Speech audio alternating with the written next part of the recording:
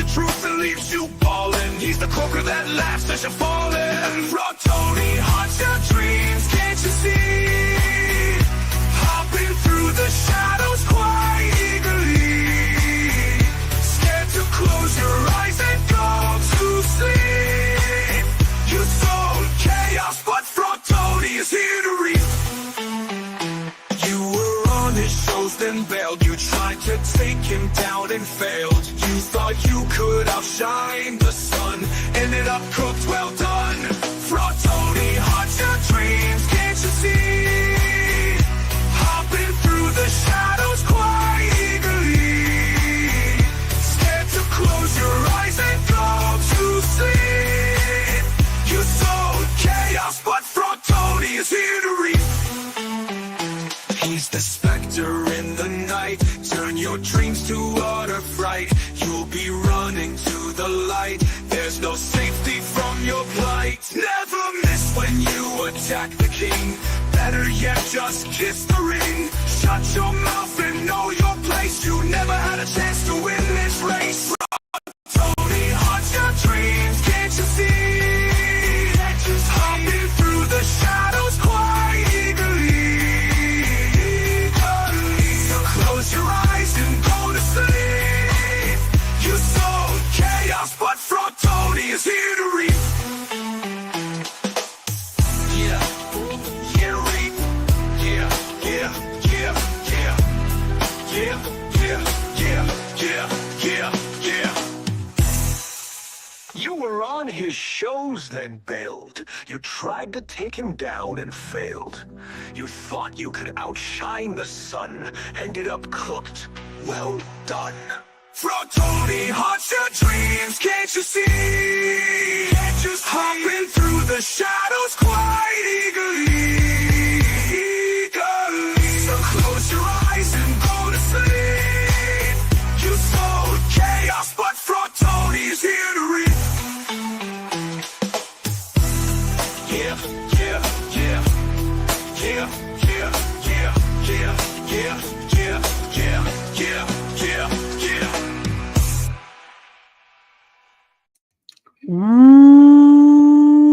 What's up, meatbags? It is the often imitated, never duplicated, chosen one of CG, Chicano Stan Lee, the bad guy, bad actor, the dipshit. Dipshit? Did you call me a dipstick or dipshit? Did you call me a dipshit? Dipshit, known as Frog fucking Tony. What's up, everybody? As you can see, no TJ Laser, no Finbar Saunders, no Blinded Braille, even though he's in the chat. He never wants to hop on anymore. No. It is just me and the Toy fanboy. And man, do we got a lot of fucking things to go over. It is in fucking sane. Okay, guys? What's going to happen? What we got to talk about? We got to talk about, of course, Yellow Flash's comic. That got released. That came out. That's a whole thing. We got to talk about Kanye West. Kanye West, guys. He had some relations with his cousin. As you do. That as I do. I don't know. We got to talk about that.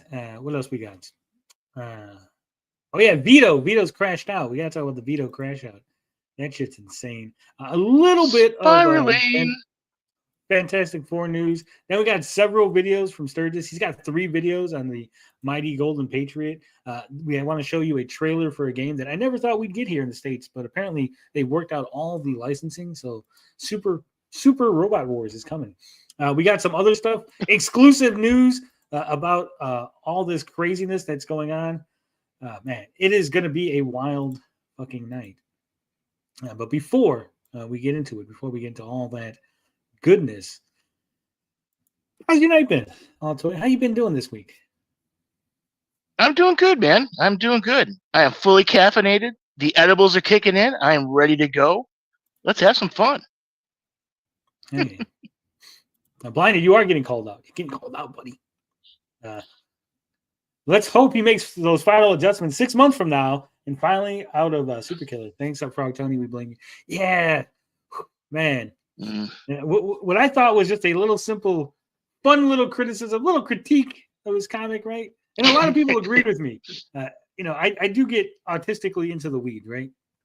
Especially if you're going to show me a page with no dialogue, no colors, nothing else, right? There's nothing else to focus on that page except for all the art, right? And so I'm gonna nitpick all the little details. I know we've said this before, right? When it comes to our comic book, I know for a fact that people are going to pick it apart, like frame by frame. Each panel they're going to go through there with a fine-tooth comb to make sure that every single thing is right. And I'm prepared for that. We know Vicky is going to go bananas. Everybody is. Vicky, Sturgis, Homeless Larry, all the Ripitards and Enlightened Fan, all those people. They're all just going to, nitpick it. Anything that's wrong, they're going to try to call it out, right? They're going to find things that aren't necessarily wrong to try to call it out. And that's cool. Oh, yeah. I'm fine with that, right? Because that's what happens. That's that's the environment that we've created, right, around the comics. So I'm okay with that. Vito apparently not so much. And it has led to quite the crash out. So we're gonna watch. We usually don't watch. Biggest problem here, right? I usually don't like to do that because our buddies. I don't like to steal views from our buddies, right? Unless there's like a clip or something. But we're gonna go ahead and watch it. And it is an epic, right? It's a slow build, so it's like a nice slow little. As it's getting bigger and bigger until Vito walks off, we get yelling, we get screaming. Vito's making rape threats at the end of the night. Ugh, I think Vito has legit issues. He does. It's crazy. He's threatening to rape Mint Salad. But not even threatening, saying how he wants to rape Mint Salad. Ugh. Fucked up. How it is so like. Yeah, so we'll get into that. But before we get into that, something else. What else was I going to tell you? Oh, okay. Let's highlight this while we got you guys here, and it's not really a big. But Jim O'Reilly, Jim O'Reilly put this out. I thought this was good to highlight. I'll let you guys know. But it says, "Hi, ComicsGate. Anyone in need of an artist, digital pencils, and inks? I'm a really cheap date. Just saying." If you go to Jim's page, he draws really fucking well, guys. I don't know if you can see this. So, an oldie but a goodie. Enjoy the Brute. Drew Rainbow the Brute. I hate when artists show other people's art. Lobo confuses me as to what's theirs when I'm scrolling through. Yeah, he's got this Lobo art. So he's a really good artist. I don't know if he's can do sequentials, right? I'm only seeing mostly pinups, but right here, I guess this is page 15. Very rough pencils for page 15 of Crom the Destroyer. So, guys, I mean, Jim says he's a cheap date. He does fantastic fucking art. I mean, I would have hired him if I knew he existed before I hired Finbar. No offense to Finn. No. All right. Speaking of art, here's one more piece of art. So Henry F.O. says, "Hey, bud, leave Eric alone." And we didn't show this off the other day, but that's pretty badass. Look, Caveman Sturgy. There.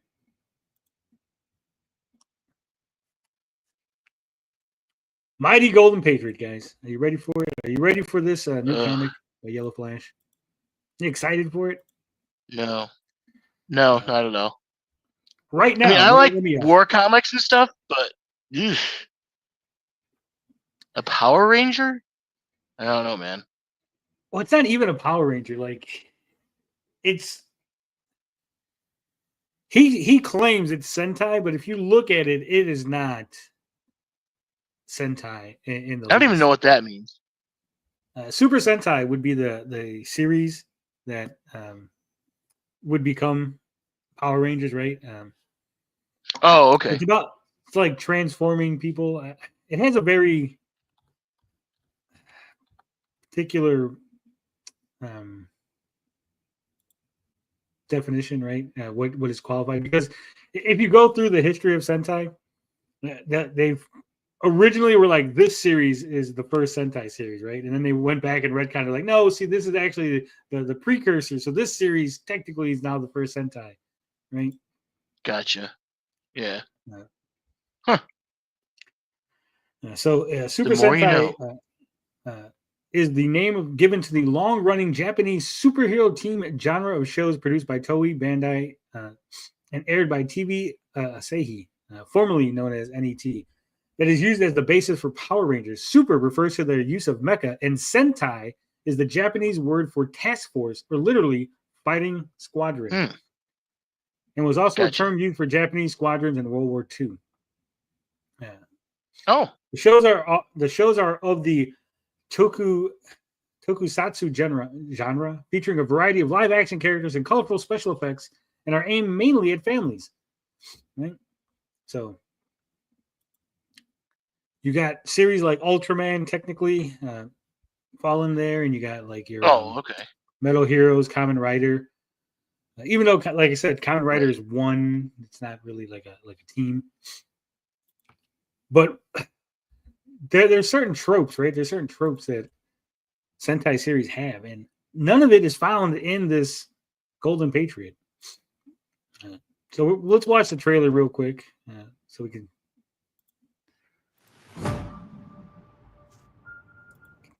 Okay, first off, Dillard dropped the fucking ball on this. I've been looking at the art, the previews and stuff. It is bad. It's not where it needs to be. And I'm saying this like full aware that Finbar's art is going to get tore apart. But Finbar is at least an amateur trying to be professional. Dillard's supposed to be a professional trying to be professional. The year is 1945. World War II rage. All right, so first off, I'm not an expert of World War II, right? But this guy has 4 Nazi planes, and I think it's 3 Japanese planes, which are 2 theaters of war, thousands of miles apart. That didn't happen. I'm not sure. Bro. Yeah, I'm not sure how he was able to manage that. Just from the halls of Buckingham Palace to the shores of the Nile River.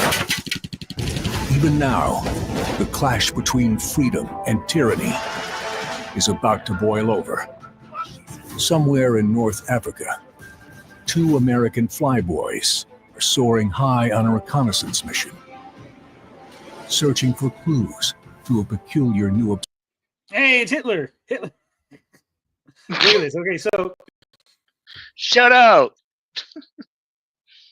If you look here at wannabe Hitler's hand, this finger almost looks like it's supposed to be a gun that he was holding, but now it's like also a finger that just is oddly long.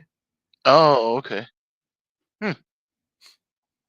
Like even the sweat doesn't like it, it's just bad. It's just bad. Obsession with the occult. What is this? What are we doing here? I'm gonna do my Sturgis. What are we doing here, bud? This is dog water. Look at this dog water, bud. Dog water. Gripping the Nazi high command.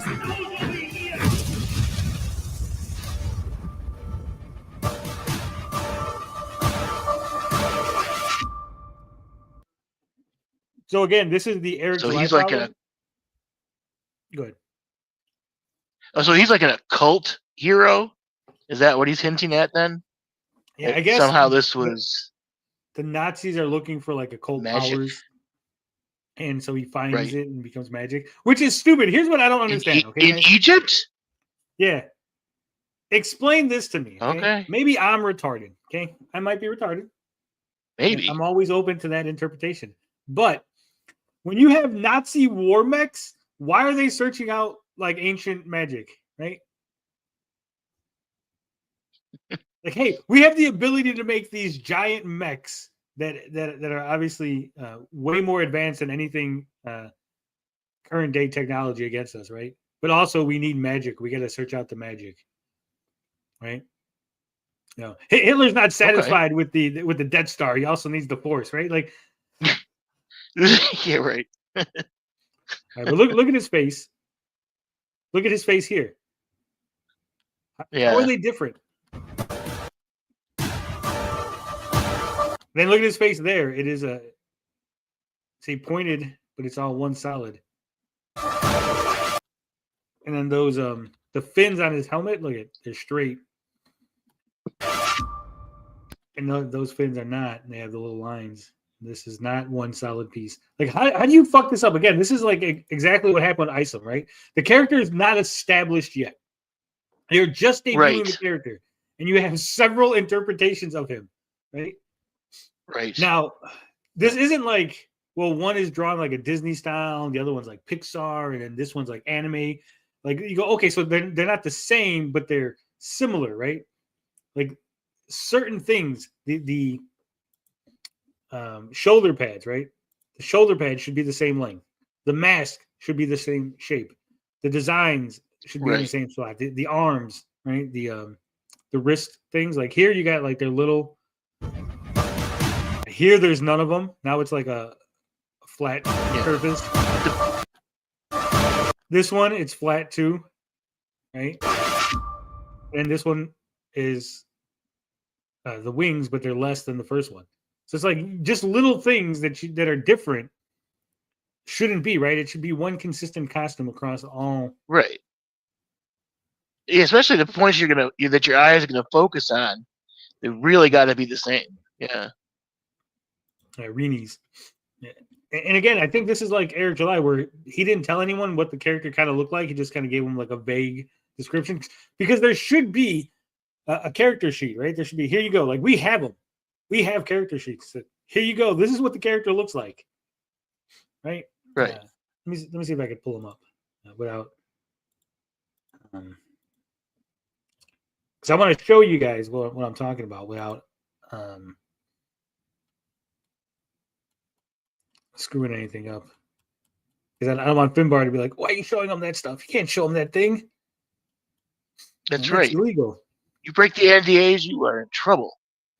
Yeah, how can I break the NDA in my own comic? That's weird. It can happen, man. Ask Vito. I thought I had it. You know what? Maybe I have it. Maybe I have it saved somewhere. Hold on. In the downloads. Hopefully you have it saved. No, because I think I saved it outside of the because it was set in like a DM, but I think I have it saved outside of a DM somewhere. If not, is it on my phone? Fuck. I swear to God, when I want something real quick. It's just like can't win for trying. All right, hold on. Let me see. It's got to be save pictures. Let me see. Is it in the save picture? I know I seen it the other day. That's why I'm like, I'm trying to like figure out where the fuck did I see it? Because it's two. We have two. We have one for fucking Frogman, and we have one for Nightmare. I don't fucking see him. Fuck me. All right. Well, we don't. I can't find. It's it. all right, man. No, okay. It's not all right. I'm very, very upset by this. So whose cover is that? Is that Reeni's cover or is that Smiller's cover? That's Smiller's cover.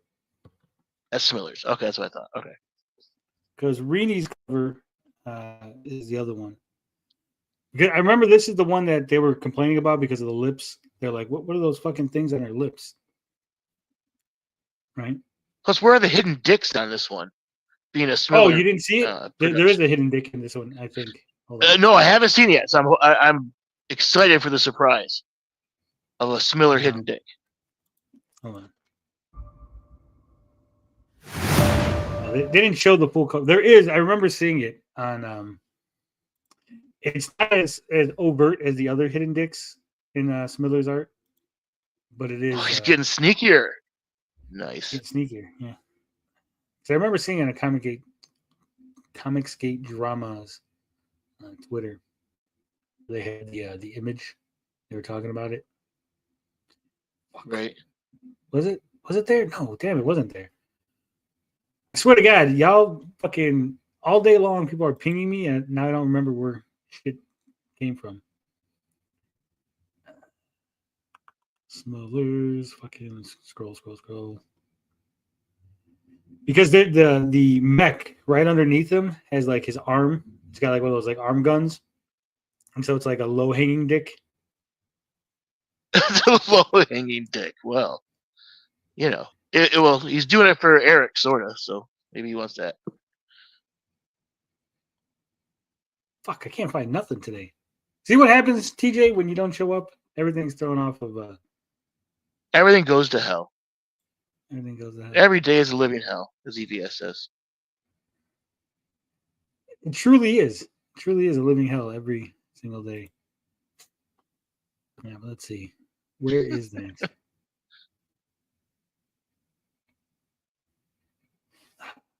So what do you think? What are your predictions for Golden Patriot? What do you think it's going to hit?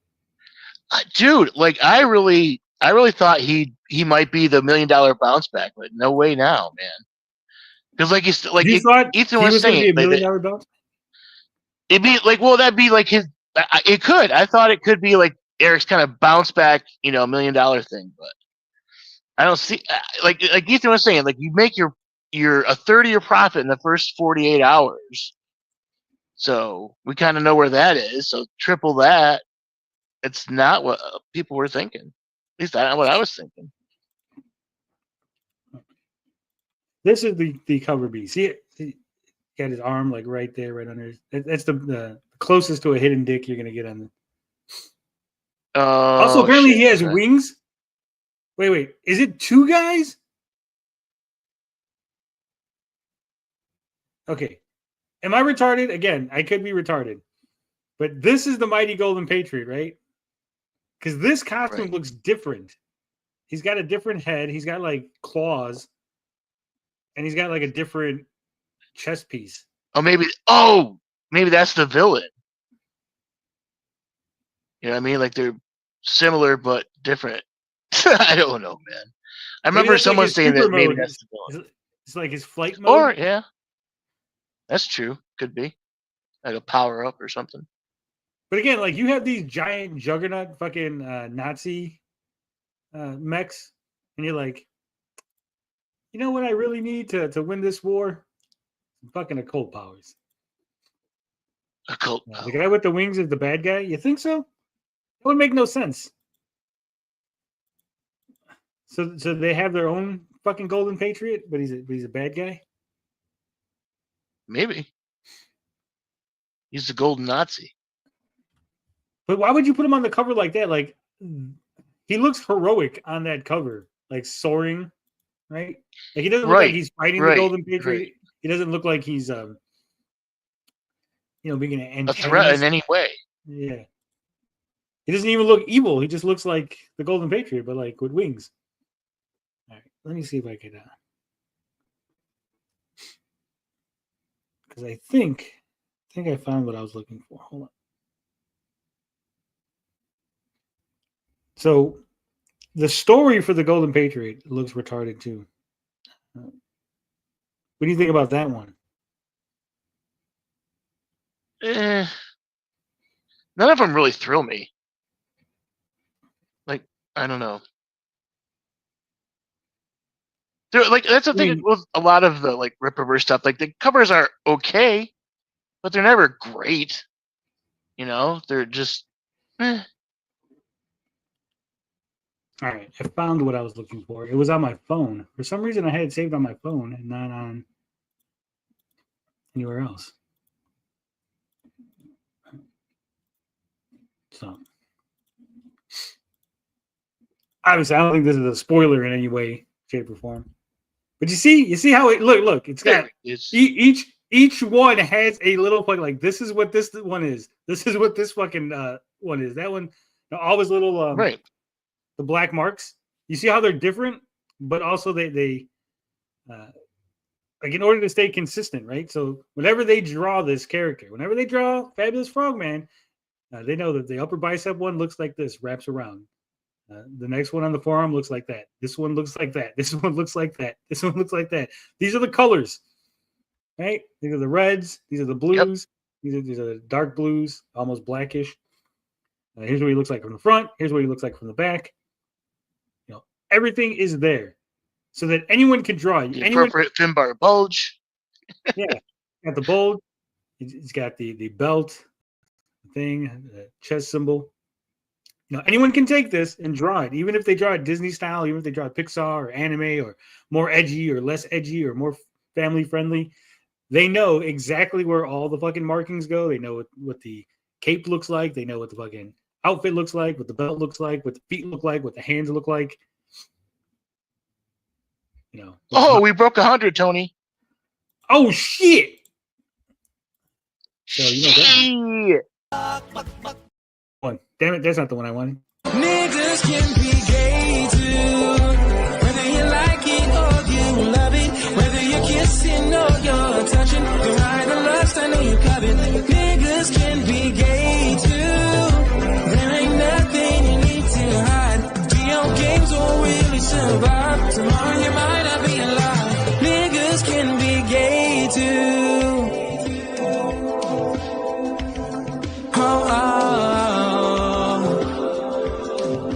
Niggas can be gay too.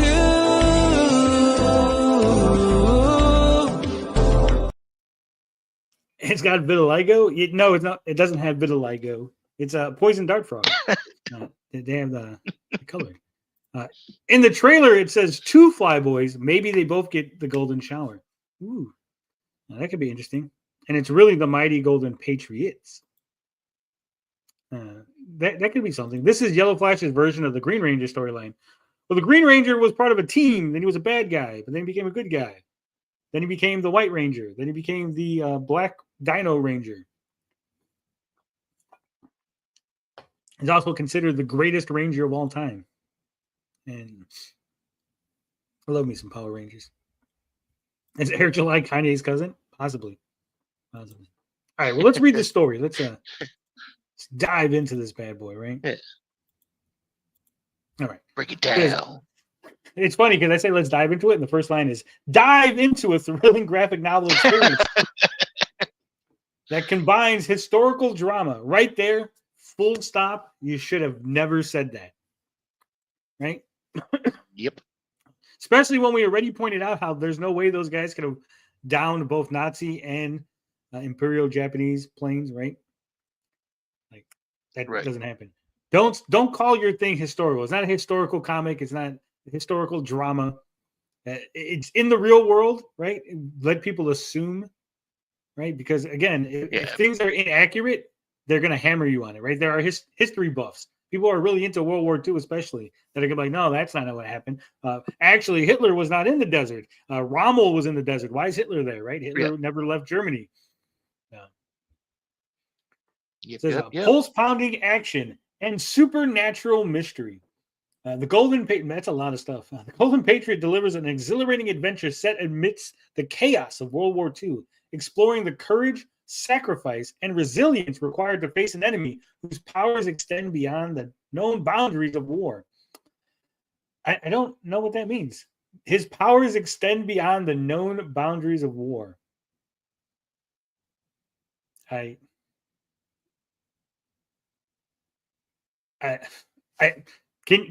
Altoy, what the fuck does that mean? I'm like trying to figure this out. Yeah, make it make sense. It's like he's super powerful and his powers extend beyond the known bound. Like, do your powers only work within the boundaries of war? I don't understand what this means. Fuck. This is so stupid. Unless there's a war going on, he has no powers whatsoever. Yeah. In 1943, amidst the brutal battles of World War II, American pilot Jack Rogers finds himself shot down in enemy territory over North Africa. Forced into a desperate struggle for survival, Jack uncovers a hidden relic in the sands of Egypt that transforms him into the Golden Patriot. They didn't even make it like big font. They would have made it like. I mean, it's such a ripoff of Captain America. I mean, Rogers getting shot down, but now it's in the desert instead of the ice. It's like, Jesus Christ. Also, there's two guys, like you mentioned two people specifically in the trailer, and now you're only talking about the one, which makes me lead to believe that, that other guy is going to be the bad guy, right? Good point. To the Golden Patriot, a being of extraordinary power capable of turning the tide of the war. Jack soon encounters the sinister Shadow Reich. Wow, we haven't heard that one before. Guys, we haven't heard of a secret organization within the Nazis. You know, kind of like Hydra. Yeah, they didn't have those. An elite Nazi division obsessed with harnessing occult powers. You know, just like Hydra, but completely different, guys. It's completely different. Totally different. Jack Rogers is nothing like Steve Rogers. This was in Africa. Yeah, Shadow Reich is nothing like Hydra. Led by the formidable Lord Blitzkrieg. I'm pretty sure that name has been used before. Not. Yeah, I was wondering about that. This shadowy enemy seeks a powerful amulet capable of unimaginable destruction. So is the amulet the same power that Jack found, or is it a different power? Because he found the relic. They're looking for an amulet, right? Like, amulet. So there must be two. That's what I'm saying. Like, are they saying this to try to keep it like vague? You know, like, oh, we don't want to give it away, but like you essentially did give it away. Be like, obviously, in every story where the Nazis are looking for something, some MacGuffin, the good guy finds the MacGuffin, right? Yeah. And he uses it to fight crime or whatever it is he's doing, right? Like, dude, if there's a character named MacGuffin in this, that would be hysterical. As the Golden Patriot, Jack faces overwhelming odds and devastating revelations that could alter history itself. Okay, this makes no sense. How can it alter history? Are they saying that this actually happened in World War II? Like, Jack has now gone back in time to fight the Nazis? Well, alter history? Like, because he's not altering history. It's not history for him. It's current day, right? It's the current present day, right? Yeah. It's like right now, Tony is doing a live stream that might alter history, and you're like, no, it would alter the future, it would alter the present, but like nothing I can do has any impact on the past. Time is linear. Yes, we get that.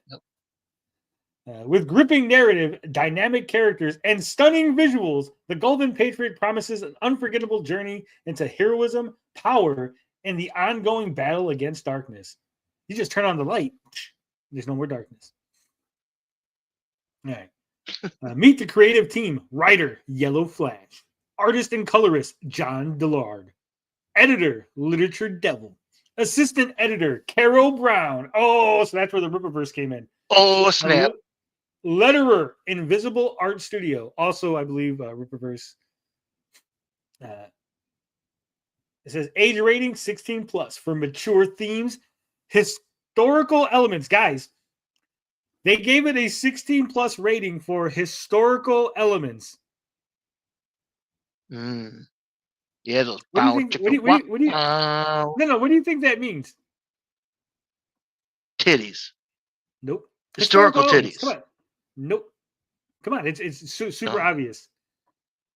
Nazi stuff. Yes.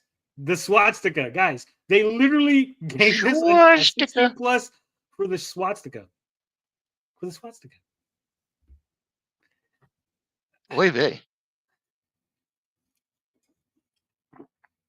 Fucking ridiculous. I guess history books are going to need to get a 16 plus rating.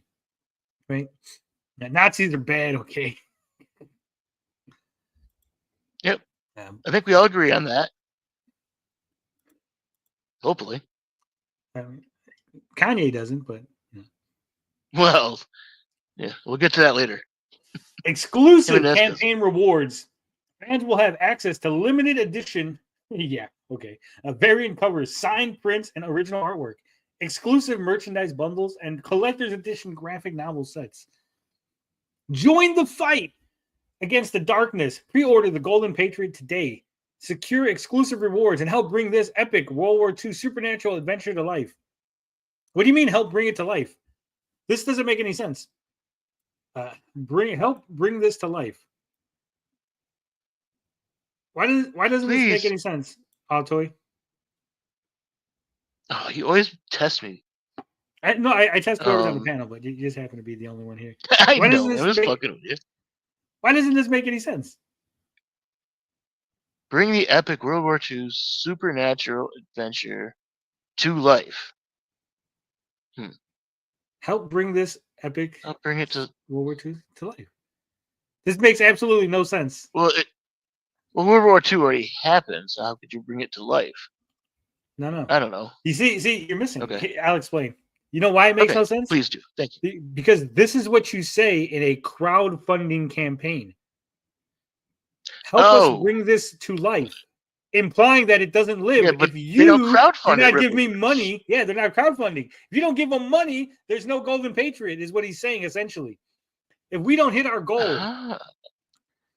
right, then we're our fudged. pre-order goal of Yeah. 100,000, what does that mean? Because you shouldn't have to help it bring it to life. It's already to life. Eric July said you have to be 100% ready to go, right? So what do you? I'm not helping. Oh, you. that is It's true. alive. Yes, he did. So this statement is weird. It's almost as if they're lying. Yeah.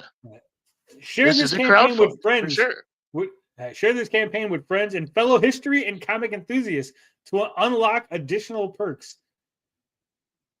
So if I share this with people, I get extra shit. Maybe. Because that's what it says. Share this Let's find to out. get extra perks. Estimated fulfillment Q3. Total sales exclude tax and shipping. Oh, that's nice. So yeah, so he has 4 Nazis and 3. Yeah, that Japanese. just.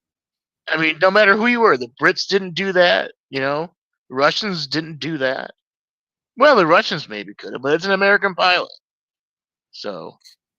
Also, I love how the Nazi symbols are all uniform across it. But when he came to drawing the Japanese sun, it's a completely different one in each image.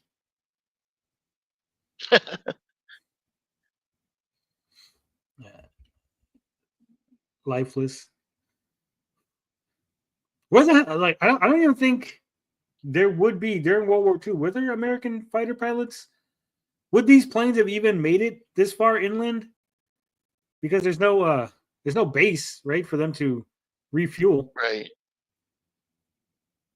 They couldn't Well, have came off of yeah, an aircraft carrier, right? That would have to be off the shore of Not yet. Africa. I don't think that would reach. We're talking World War II era. Yeah. I mean, did we have anything established in North Africa? Like where we could land planes, and we must have had strips somewhere. I don't think so because that's like the. I don't know the North Africa stuff very well. I'll admit it. I know mostly my grandpa was in the Pacific, so I know that stuff a little better, but I don't know the North Africa stuff very well. World War II Egypt was neutral, held by the British. Yeah, but everything that I've ever seen from Lawrence of Arabia to everything, it's usually all tanks and camels and horses and stuff. You don't see a lot of planes. I think maybe a one-off plane here and there, but fighter planes to be out there seems weird.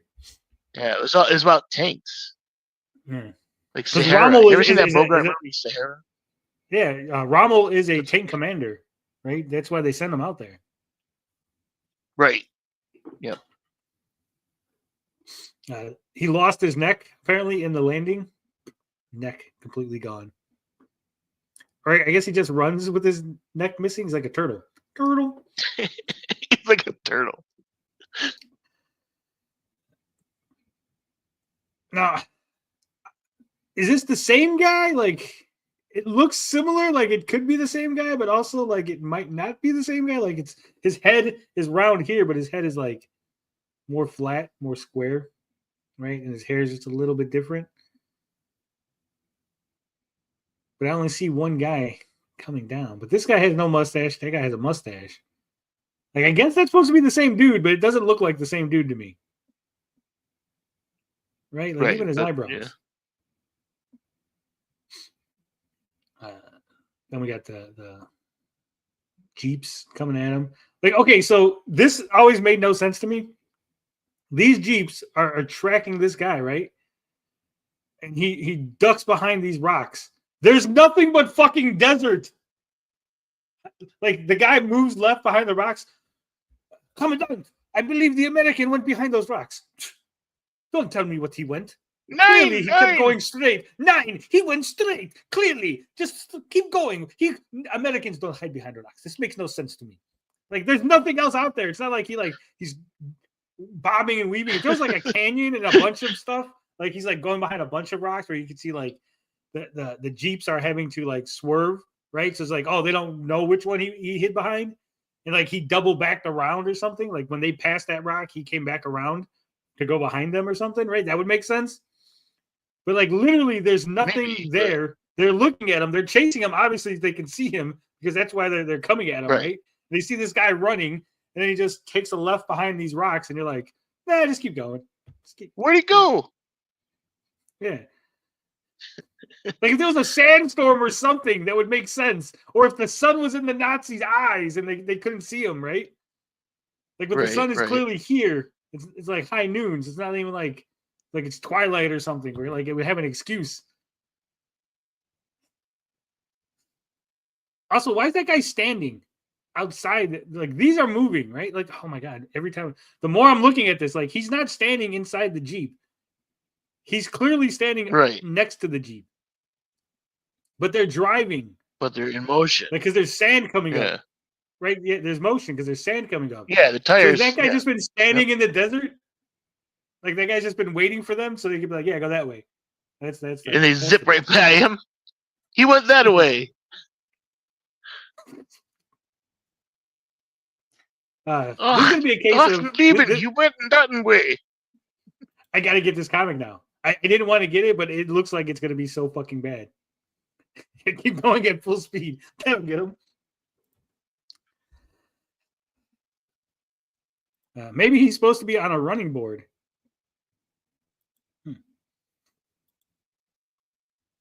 I don't know. Then you got the mighty Golden Patriot. Apparently he's got this. It's hard to see, but you got to really focus in. I don't know if they did that to hide it, but there's a little like amulet ankh thingy right here. Yeah. There's a little half circle. Like, so I don't know, maybe it's colored, because it looks almost transparent. Like they for the promotional art, like, oh, we're gonna like be sneaky and not show you, or it's just really shitty art. I haven't figured out which. But that's it. These are the 3 shots that they decided, hey, this is gonna sell our book. A shot of 2 pilots. This is it. More pilots, guy running, and then just one. Not even like you would think there'd be like one shot of like the Golden Patriot like busting up one of those fucking mechs or something, right? That'd be cool. They'd be like, oh shit, I gotta see this book, cool. Right? It's fucking... But no, like this doesn't sell me. Like they don't know how to promote. Like whoever it's always just posts. Yeah. But also you could buy this book. So let's check this out. Tales from the Battlefield, guys. We got this knockoff Nick Fury here. Knockoff Psylocke. A guy in a gas mask and what looks like the Punisher, but apparently he's a Nazi or something, right? Tales from the Battlefield is a gripping short story set against the grim trenches and chaos of World War I. Co-written by Yellow Flash and Literature Devil, this tale follows Lieutenant Rick Rogers. I'm guessing Rick Rogers is Jack Rogers' father, right? A battle-hardened soldier, or the grandfather of Jack Rogers. That doesn't make no sense. Well, it's a World War I story, Tony. You can't have just one World War. No. You get 2.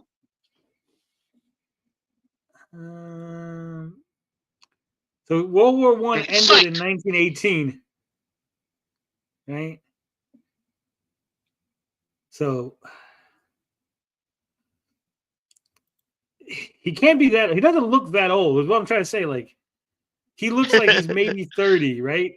So I guess he could be his grandfather, 60. Like you'd have to have like kids really early. Like you should have just said he's his father because it's only like 30 years difference, right? You could say the dad went away to World War I, right? When the kid was like 2. And so then Jack Rogers is like 32 in World War II, right? or whatever it is, because Right. it's 1943, and I said 1918, right?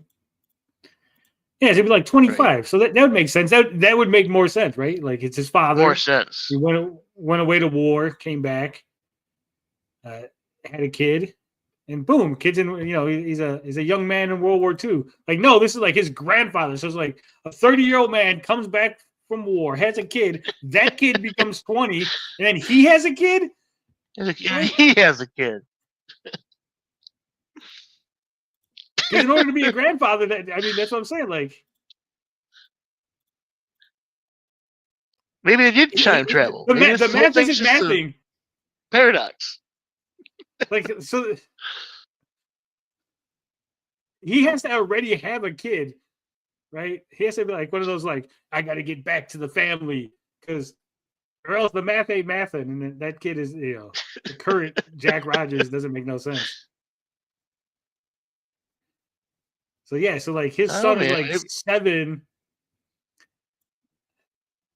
Yeah. Any relations to Roy Rogers? Roger Stevens. Maybe he was really old in World War I. After surviving the annihilation of his unit, Rogers is thrown back into the heart of war, where he must face an enemy willing to unleash unspeakable horrors to claim victory. With stunning visuals by Daco the Quaff Akamoto. I didn't know his name was Daco Akamoto. Yeah, man. Just say Quaff. Tales from the Battlefield delivers a haunting narrative of courage, sacrifice, and the haunting legacy of war. It's 24 pages. There's not a lot of World War I stories. I give them that. For $6, you got to get that too, Tony. I'm gonna have to, right? People are gonna be really mad when I start. I think so.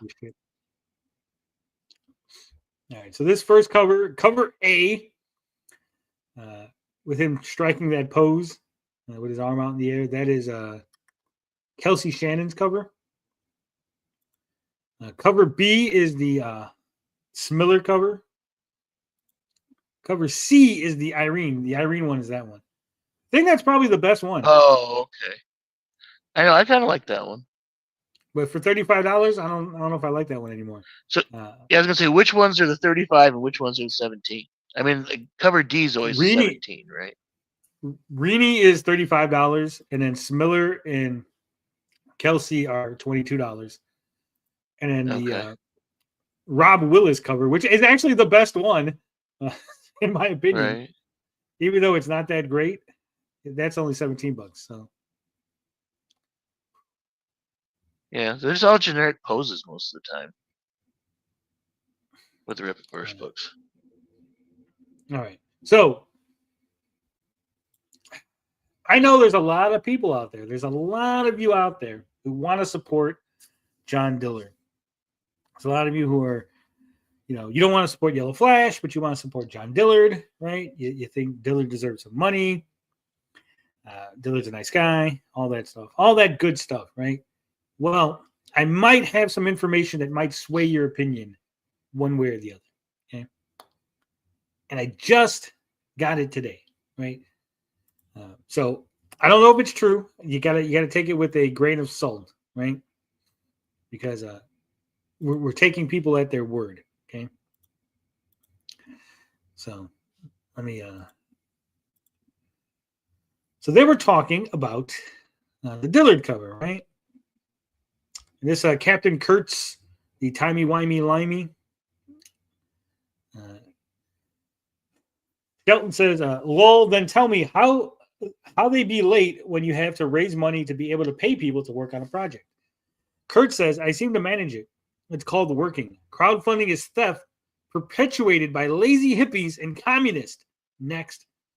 He says, "Well, if you do, then cool. But in the real world, people don't work for free. A huge majority doesn't have the money to do it or are to get investors to fund it."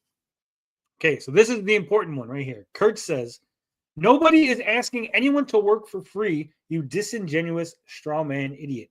Listen, Who do you think paid Dillard his full page rate in advance while he was drawing Flash's book for free? If you can't earn money, then comics isn't the business for you. Find something else. Wait a minute.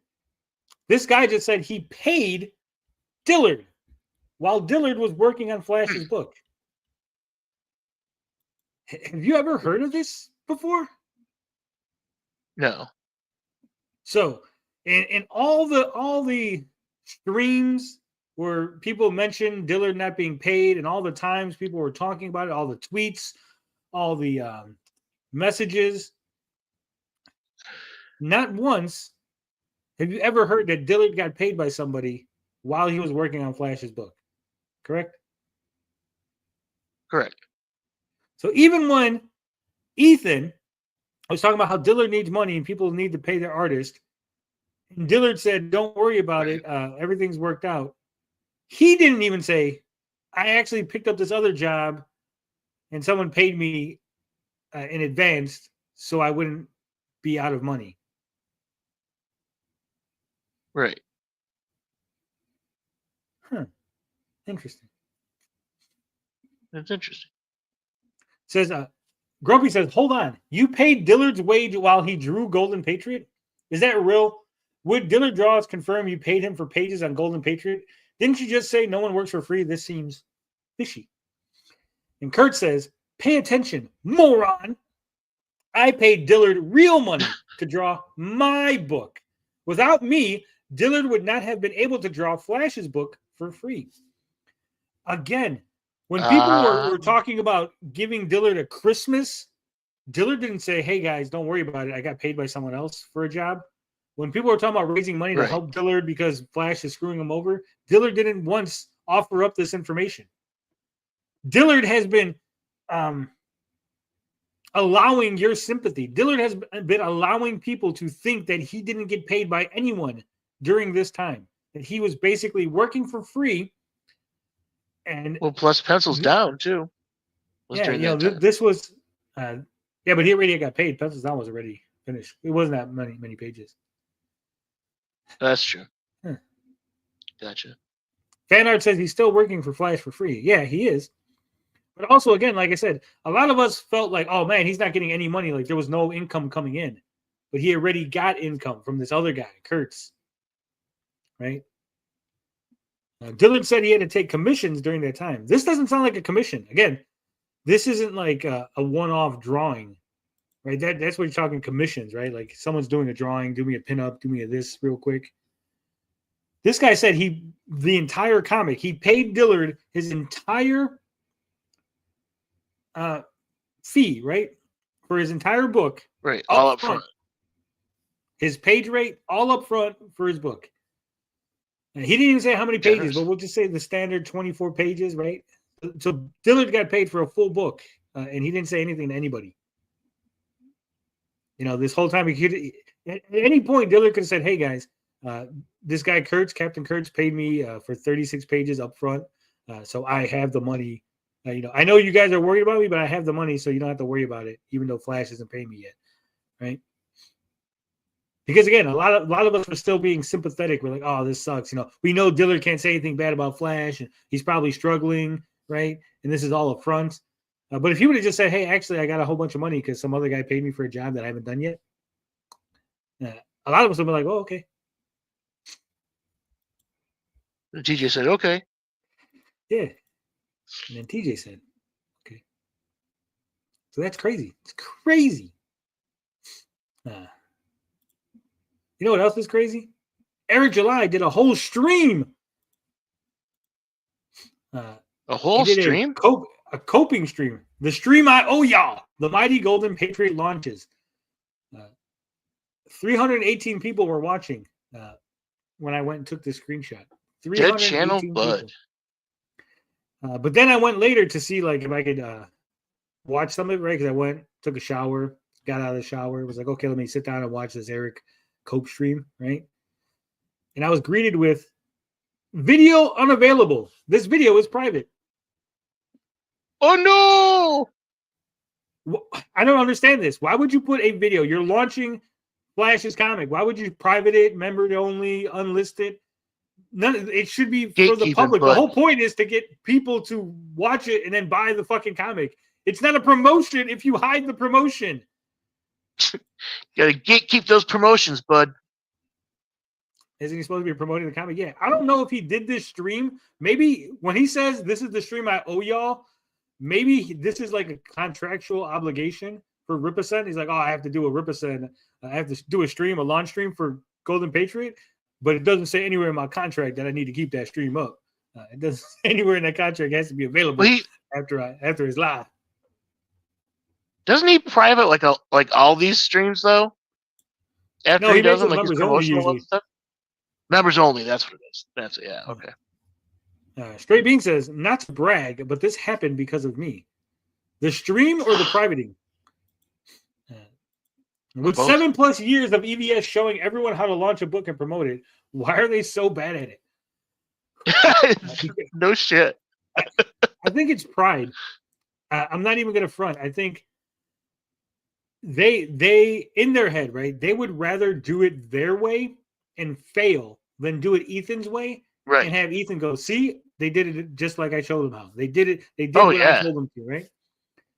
So I think that a lot of it is they don't want to have to, even if they don't do it themselves, they don't want other people to be like, well, see, they're doing what Ethan told them. They're doing it the way Ethan showed them how to do it, right? You know, Ethan paved the way. They don't want that. So yeah, they feel they can't give him betrayal. What? Betrayal. Betrayed me. Yeah. Toilet says it was 25 minutes of him talking about how he didn't have time to stream. Look, I got no time to stream. Oh shit. Straight Bean says the privating. I was fighting with him and made him look stupid. These guys have no respect for professionals. It's childish. I know that somebody took a screenshot. Oh, of him, that's for sure. And basically, it was Eric July thought that the phrase was. I'm trying to get what it is. He thinks the phrase is "look at it like a grain of salt." For fuck's sake. Not take it with a grain of salt, but look at it like a grain of salt. Look at it. Eric's look really at bad. Grain of salt. Okay. Many faceted is this grain of salt. They are. They truly are. All right. ComicsGate Drama has some good highlights here because Eric July was fighting on the internet. Every time I look, Eric July's. He was coping and seething. Eric July explains that views and subs don't translate into sales. Mark Miller sells books because of his career accomplishments, like most of the comic pros. This doesn't preclude the fact that a fan base should statistically translate to a certain percentage of conversions to sales. All right. Oh, God, I got to open this in a new tab. Damn you, ComicsGate Drama. All right. Curse you. So Elliot Rogers says, for the amount of subscribers Yellow Trash has, 1,000 is what you'd expect within a few hours, not in one day, especially on launch day. For what was expected by his expert, 1,000 is a disappointment. So this is Elliot just saying this, guys. As far as I know, he didn't tag anybody. He's not responding to anybody, it looks like, right? Eric July. This is the typical response from those who don't fully understand how business operates, particularly when it comes to social media.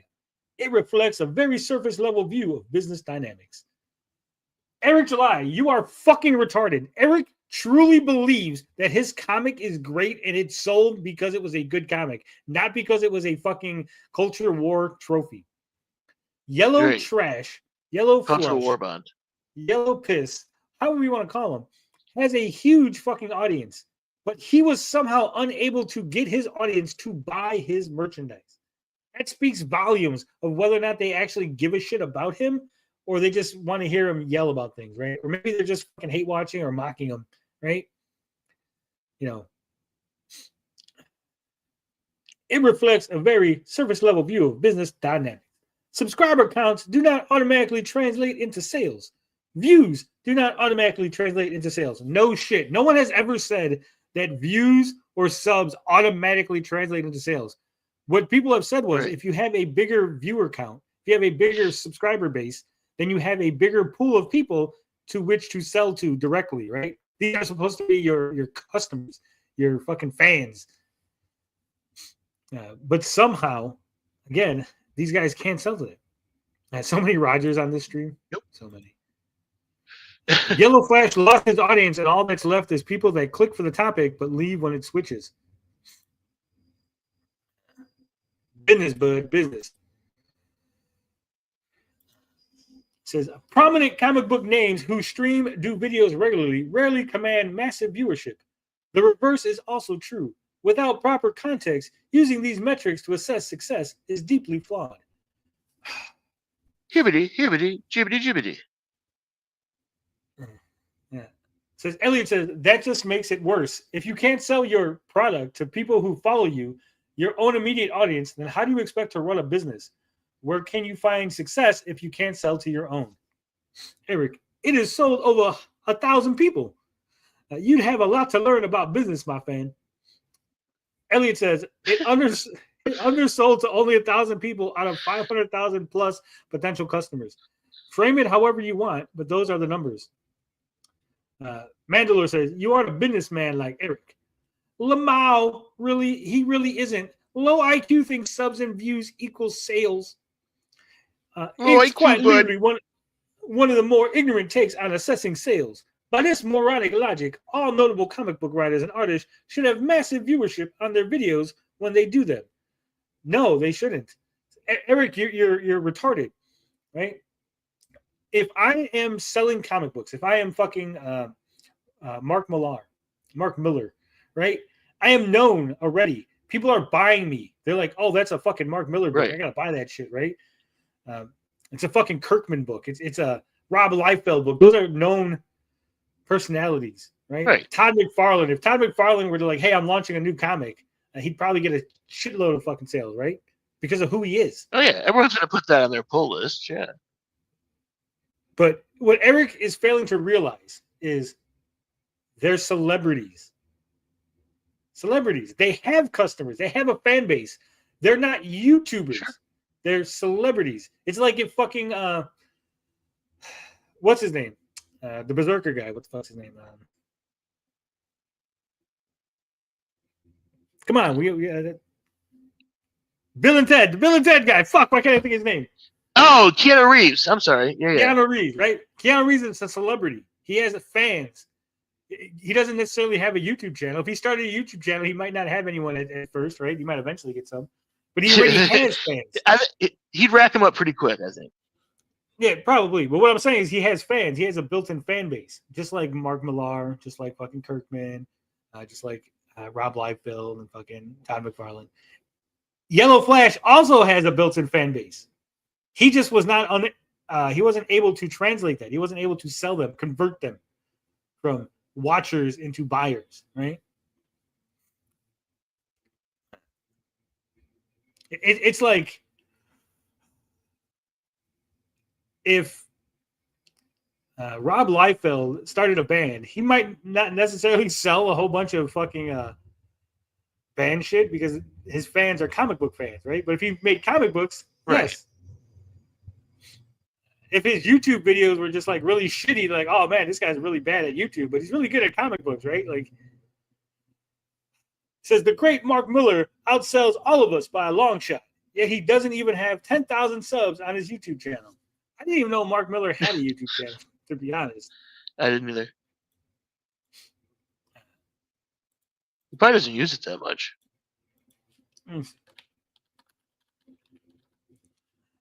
Does he have? He has almost as many subs as I do. Miller time. So let's see. His last video was 3 months ago. He has 37 videos on his channel. Huh. And it looks like he does like one video a month. But it looks like he's interviewing people or talking to people, so it's not like, you know, he's not the draw. Is what I'm saying, right? Like he's like, hey, let me interview fucking Rob Liefeld or John Romita Jr. So it's like you're not there. You're not getting stuff like he's doing stories of like his books or like talking about his fucking thing. He's just like talking to other people in the industry. It seems like. So it might not be something that appeals to the wider audience. Also, I don't think anyone even knows. Regardless how retarded these tweets are retarded. Oh, okay, retarded. These tweets are. They feel more intelligent than July's stream hibbity. Do you think July has a social media manager? I 100% think he has somebody who is sitting there watching him. Right? That makes 100%. Sense. There's no way he doesn't.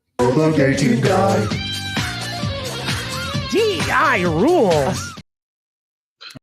Also, I missed some super chats. Eric Winberg with the $2 super sticker. How did I miss that? This is what you're there for. Are you retarded? Eric July and Yellow Flash seem like men who like hidden phalluses. It's funny because he's fat.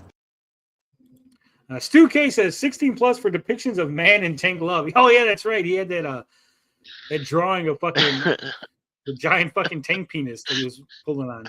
Right? I forgot about that. You suck. You are no talent. Red for $2. PDF file cynic is a big fan of Nazis, by the way. Oof. That's a big red flag. They hate us because they ain't us. That's right. John Wong also said, just got here. What did I miss? So much. If you're not down with that, we got 2 words for you. And Red says the focus will be the business. The business. I can tell you one thing. Beautiful big titty, but naked women just don't follow the sky, you know. God damn. That's what I'm saying. So now we're all caught up on super chats. Sorry. I missed some of those as we were going along. But it's hard. It's hard out here for a pimp. All right. You know what's funny about the mighty Golden Patriot? Altoy? What's the funniest thing? There's so many things. What I find is the funniest thing. What do you think I find is the funniest thing about the mighty Golden Patriot? The funniest thing? I have no idea what you think the funniest thing is, Tony. I honestly don't. The funniest thing is Matt Barr's cover didn't make the cut. Oh snap! Shit. So. Oh, dude, I forgot about that. Everyone did. Giant Jenga Nuts says, "Hey, at ComicsGate Drama, what happened to the Matt Barr cover?" So we go back to August of 2024. Matt Barr on a recent tear denouncing degeneracy, including fans of questionable anime manga series, renders a cover for Yellow Flash's comic without issue. It seems degeneracy is a rather subjective and malleable term for Barr. And there it is. The mighty Golden Patriot. Hell yeah, here's the cover I did. Did wow. Matt do this cover without authorization? Did Matt do this cover just for fun? Did he think that Yellow Flash was going to pay him and then he didn't pay him? What happened to the cover? I need to know, guys. What was going on? Did Yellow Flash cancel the cover? Mm-hmm. Hashtag Matt covers. Gay bar. You got another super chat too, Tony. 4/25 is marked the day Ripperson died. Thanks, Yellowfan. Oh, 4/25, not 4/2. Sounds confused. April 25th marks the day Ripperson died, baby. Thanks, Yellow Flash. That's it. It's over. I mean, we all knew that Ripperson was a fucking joke. And we all could see the writing on the wall as far as Eric's sales kept going down and down. But I think this just it's final nail. Are you dumb, stupid, or dumb? It's so bad that I haven't even bought a new Rippaverse comic. Like, they're so boring. They're just so mid, right? They're not even fun to tear apart. I might get the Mighty Golden Patriot. It looks like it's going to be fun to tear apart. just because of all Right. the bullshit. But I don't know. All right, we're gonna step back from the mighty Golden Patriot for a minute, and we're gonna go ahead and take a look at Vito and the epic fucking meltdown. Because I have I talked about this on Saggy's stream, but a lot of you probably weren't there. Okay, hold on. We got an update on the Matt Barr situation. Hold on. Oh no. We got where's my media? Breaking news! You get no bitches! Breaking news. So this is just from like 30, 40 minutes ago. Breaking news. Matt Barr says, my cover wasn't used. ... Because Flash wasn't happy with the colors? ? He got several people to color it and nobody could nail it. I didn't hear about this until the day before. Colors. At first, I was told my cover wouldn't be used because of printing cost. Then I was told he was never happy with the colors. Then I saw he had an earlier version of the line art colored. So it wasn't even the right file anyways. ... If I was told he couldn't find a colorist, I'd have colored it myself. I didn't hear shit until the other day. Lack of communication and lack of any artist review, I'd have caught the line art being wrong and could have colored it. Basic shit. Aw, Matt. Sorry, bud. I think he just didn't use your cover because you're a shit artist and no one likes you, and he figured he wouldn't sell any of it, right? He figured no one is going to buy a fucking Matt Barr cover. Correct. So there you go. Wow. Now we know it was a coloring issue, guys. No one could just nail the exact It was the colors. colors. Movie Pro says, I'll use your cover, Matt. Maybe they thought color would save it, and it didn't. It's a possibility. But I think more in line was you had the Kelsey cover, you had the Reaney cover, and then the other two. I think they were just like, we don't need this. We don't need 5 covers. We definitely, those are more prominent artists. I'm sorry, but Matt Barr has burned a lot of fucking bridges. Who's supporting Matt Barr? A lot of bridges. Just being honest, right? Like, who's like, I need to get a fucking Matt Barr cover. I need to get that. Even if Matt Barr's cover was far superior to fucking Reaney's cover, Reaney has way more fucking support, right? Oh, yeah. EBS's cover would have sold like hotcakes. Yeah. Man. For sure. He sold what? They're going to charge $50 for that. Well, I mean, even if he charged, what he's charging, $35 for the Reaney, so he would have charged, even if he charged $35, all he had to do was what? Let's see. Ethan was charging him $4,000. We'll say 40 to make it easy math, right? He only had to sell 100 covers. How fucking retarded! I swear to God, if Ethan right now came to me and was like, Tony, you give me fucking $7,000 for a cover. There you go. No problem. I'd be like, yeah. There you go. Let me drop that on you, right? Because I know I'm going to make that back. No problem. What's Yellow Flash's campaign at right now? Let's see. It is at 44,000, just under 45. 1,500 books sold. Complete fucking failure. And this is with Friday Night Tights going on already. I guess they didn't really promote it. And no, they barely mentioned it. He has a stream on Saturdays, right? Like Yellow Flash's Flash. Yeah, tonight's his big night. Yep. Is he going to get someone big like Gary or someone on his show tonight to maybe push it? Who knows? That'd be interesting to see. Would it even matter at this point? I mean, probably if you were going to do it, if he was smart, right? If Yellow Flash was smart, obviously he would have coordinated with Friday Night Tights to get on the show. And if not, if he was like, if he talked to them, or like, no, we really don't want to promote a comic or whatever, then I would have just waited to launch it until a Saturday when his Flashcast, right? when Flashcast is on, right? Flash. The only reason it was brought up on Friday Night Tights was because of Ryan. Yeah, Yeah. that's true. I saw Yeah. that clip. That's hysterical. Neurotic acted annoyed that Cannell mentioned it. When it was mentioned, Gary pivoted the subject to his own book. Yeah, because they know if everyone spends their money on Yellow Trash's book, they're not gonna have any more for his book. That's true. The The pie is smartest fixed. thing Yellow Flash can do is get on Trashcast. Even if they get into a fight, it will create attention for the whole sphere. I don't think Ethan will give him on. I don't think right now, even if Yellow Flash was like, I want to come on to apologize or I want to come on to like debate you, I think Ethan To mix smart. it up, yeah. Not right now. Like after your book campaign ends, we could have you come on. But no, I'm not gonna have you come on right now. Right. Makes no sense. No Like, way. I'm not.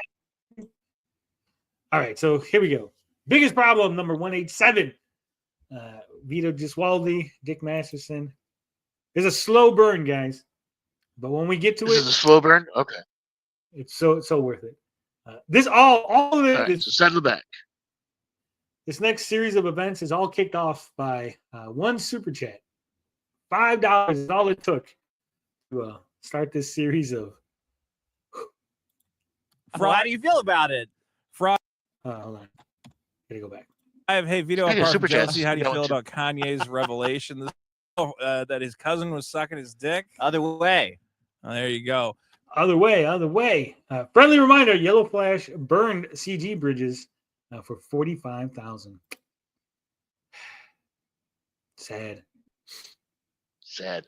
Survey says one more for the good guy. So we're gonna read some super chats, Vito. Come on. How do you feel about it? Frog Tony says something stupid. Hack the movies. Frog Tony says something useless. Hack the movies for $5. So what I said was that was useless. I said I apologize to all the fans for causing Vito to push the book back 6 more months after I criticized it on Twitter. And then I ended it with unblock me, piggy. Wait a minute. What? He was ready to read fucking Hack the Movies super chat, which said to the Vito shower curtain door unveil was on his Patreon, but he skips over that because of the next series of events. So you still are seething about I'm Frog not Tony. seeing it. He has nothing to offer.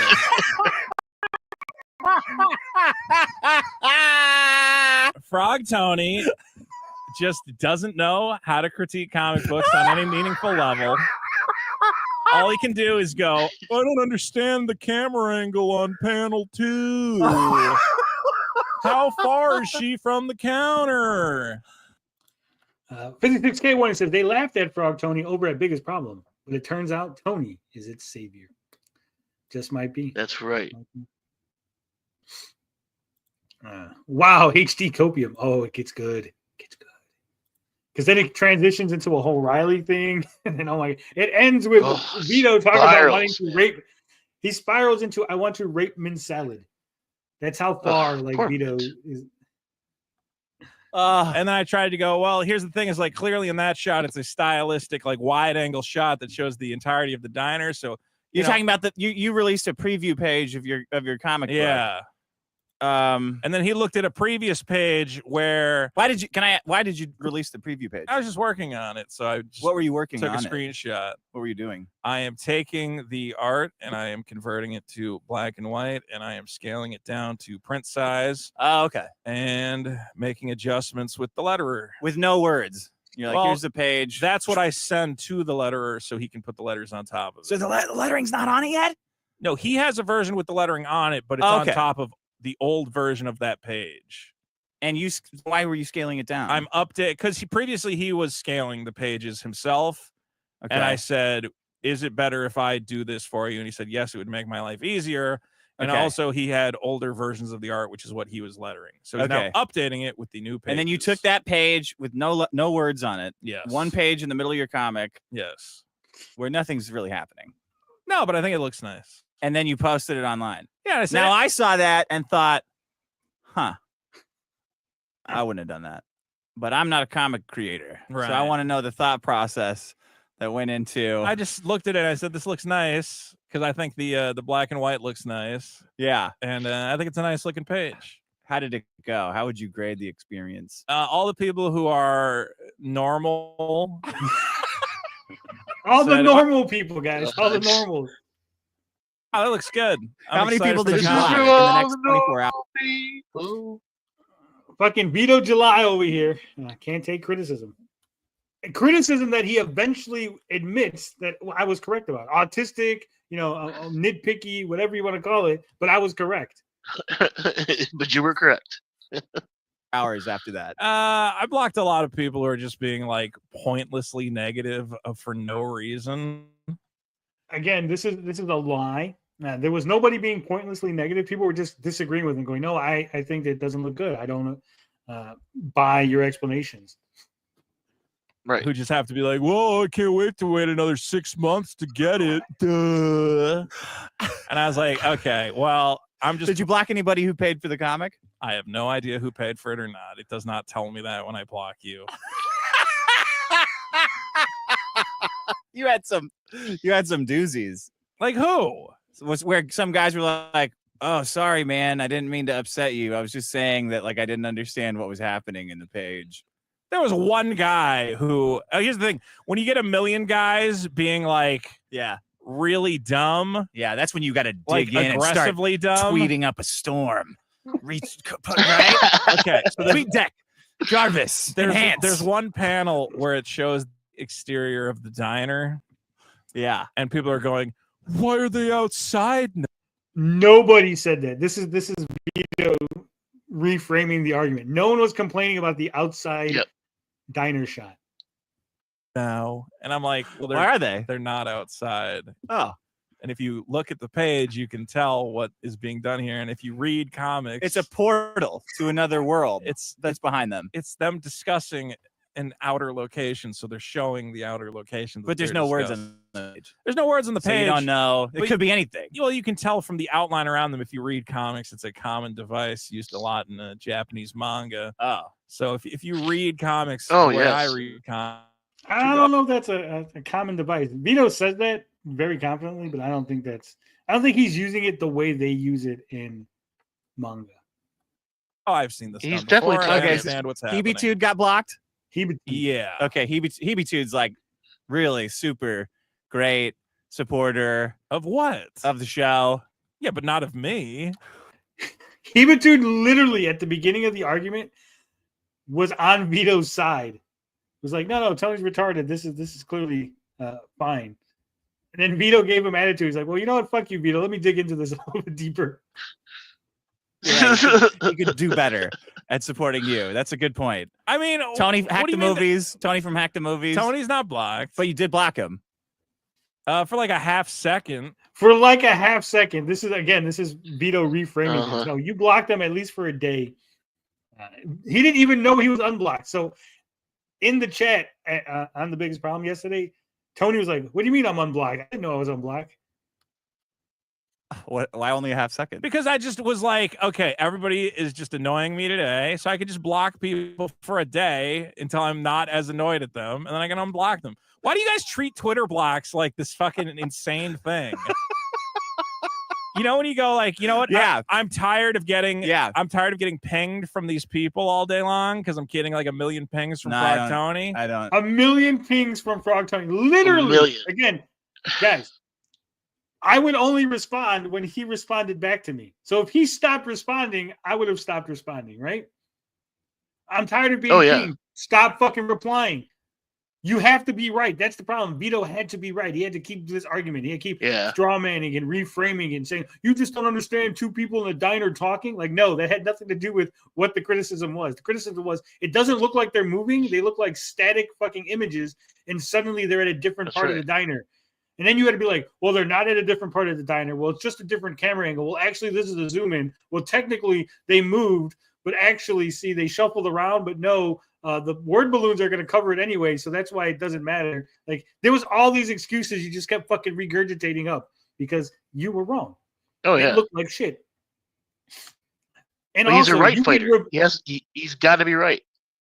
You could mute a conversation. You could mute somebody so that you don't get any of their notifications, and you can remove yourself from sometimes TJ frequently will start getting into fights with somebody, right? Or like he's going back and forth with fucking Jan Ong, right? Like I'll be tagged into a Jan Ong tweet, and then him and TJ are like going back and forth, like just talking about shit. And eventually I'll be like, okay, remove myself from that conversation because like it has nothing to do with me anymore, right? Or like two other people will start getting into a fight and something that I'm tagged in. I'm like, just remove myself from that conversation. That's all Vito had to do was just remove himself from the conversation, and he would have stopped getting pinged. But he doesn't want that. He wants to win. That's what it's all about. I want to win the Twitter argument. Yeah. So I just go, okay, I'm just gonna block him so I stop getting notifications. Does your phone make noise when you get pinged on Twitter? It makes I get like a little pop-up or whatever. When shut that off. When I check the notifications tab, it goes like, here's 20 new things for Frog Tony. And again, this is bullshit. He's trying to make it look like that I obsessively was tweeting at him. I wasn't. Again, you tweeted at me. No, you just responded. Yeah. There was no sudden a flurry of fucking tweets where it was like Tony's fucking tweeting at him, nonstop, and then Vito's like, oh man, I can't respond to all this shit. Let me just block him. No. I go, okay, I'm tired of hearing Frog Tony today, and I can block him, and then I don't have to see that. And then if I want to see what Frog Tony's saying again, I can unblock him. You guys are so weird about Twitter blocks. It's so weird. We're overreacting. Yeah. Okay. Then what happened? So let's stay in the world of overreacting. What do you mean then what Did happened? someone tell someone that they weren't coming to Hackamania anymore? That's completely unrelated to comics. It happen? Did it happen in this? Okay, he said that that's completely unrelated to comic stuff. Okay? I want you to remember this. Okay. Very important. All right. Write that down. Hang on. Completely unrelated. Same day? Got it. Okay. Yeah. It did. Yeah. Did I tell you that I wasn't going to Hackamania anymore? I said I don't think I want to go to Hackamania. Yeah. Yeah. On the same day. Right. It has nothing to do with this comic shit. It has nothing to do with the comics. That is a lie.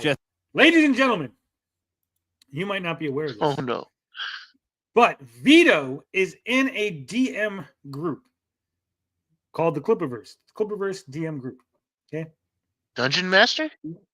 Where he a DM is the DMs on Twitter, right? I just messing with you. Message group. I know. So I know. in that DM group, a conversation was had. Okay. And this was on Wednesday. Okay. Wednesday, this conversation was had. And now, would you be surprised if this conversation started with someone posting a tweet that I made? Now remember, Vito said that this had nothing to do with the comic book stuff at all. Nothing to do with it.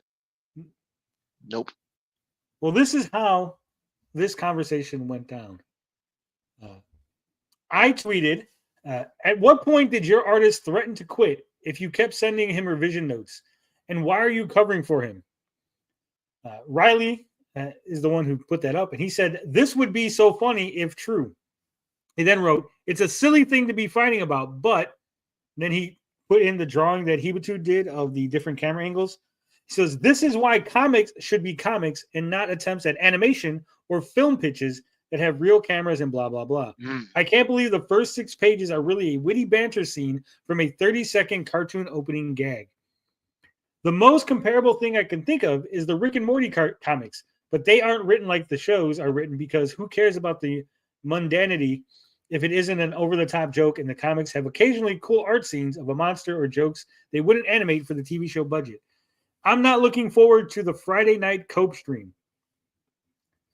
And now, Vito responds, it took you guys 2 days to figure out the camera angles? Amazing. Riley responds, don't start condescending to me like you are to everyone else, Vito, or I will actually fucking ruin your Hackamania weekend. Now, keep that in mind as we continue the stream. Just go do a show on your own. No, I mean, you wanted to do. Yeah, I really wanted to do it. And you canceled it. I talked to Melton, and he convinced me not to cancel it. But you talked to me first, right? Yeah. What was the thinking there? I was telling you I was upset. I didn't want to do the show anymore. Okay. And it had nothing to do with any of the comic Not at blocking all your friends Not even on Twitter? Not even 1%. Not even 1 iota. Did it have anything to do with internet arguments that's at all? a lie. No. Really?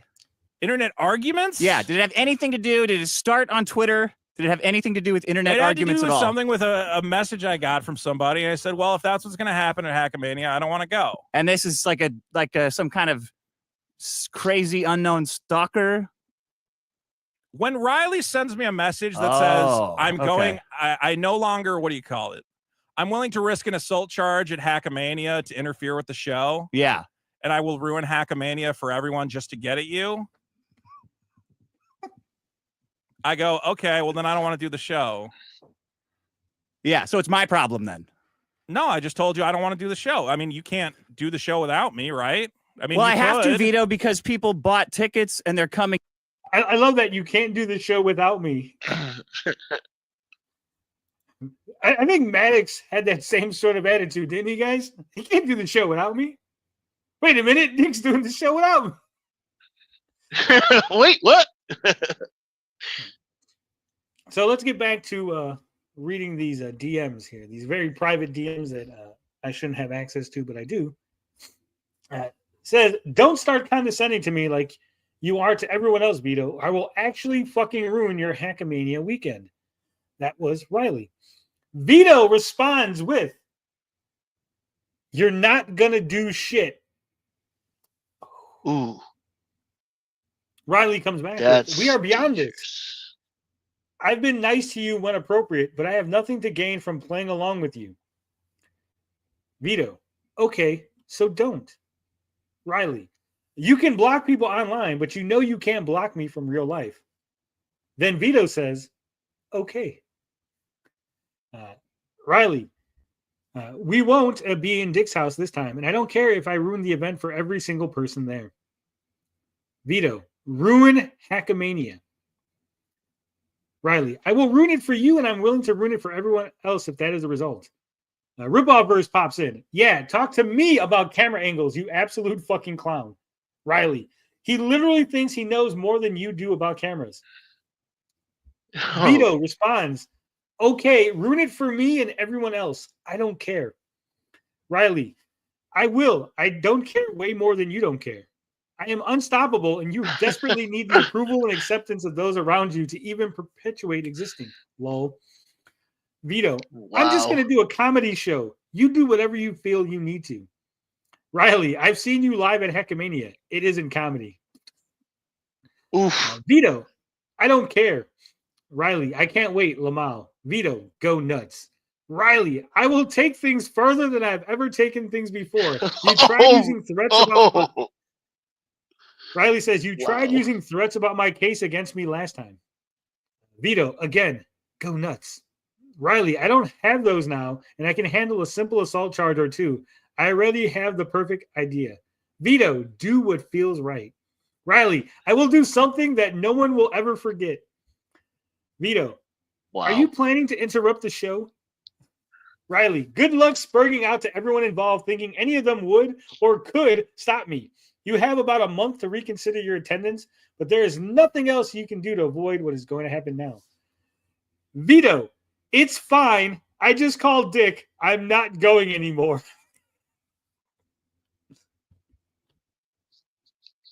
Vito literally is antagonizing Riley in DMs.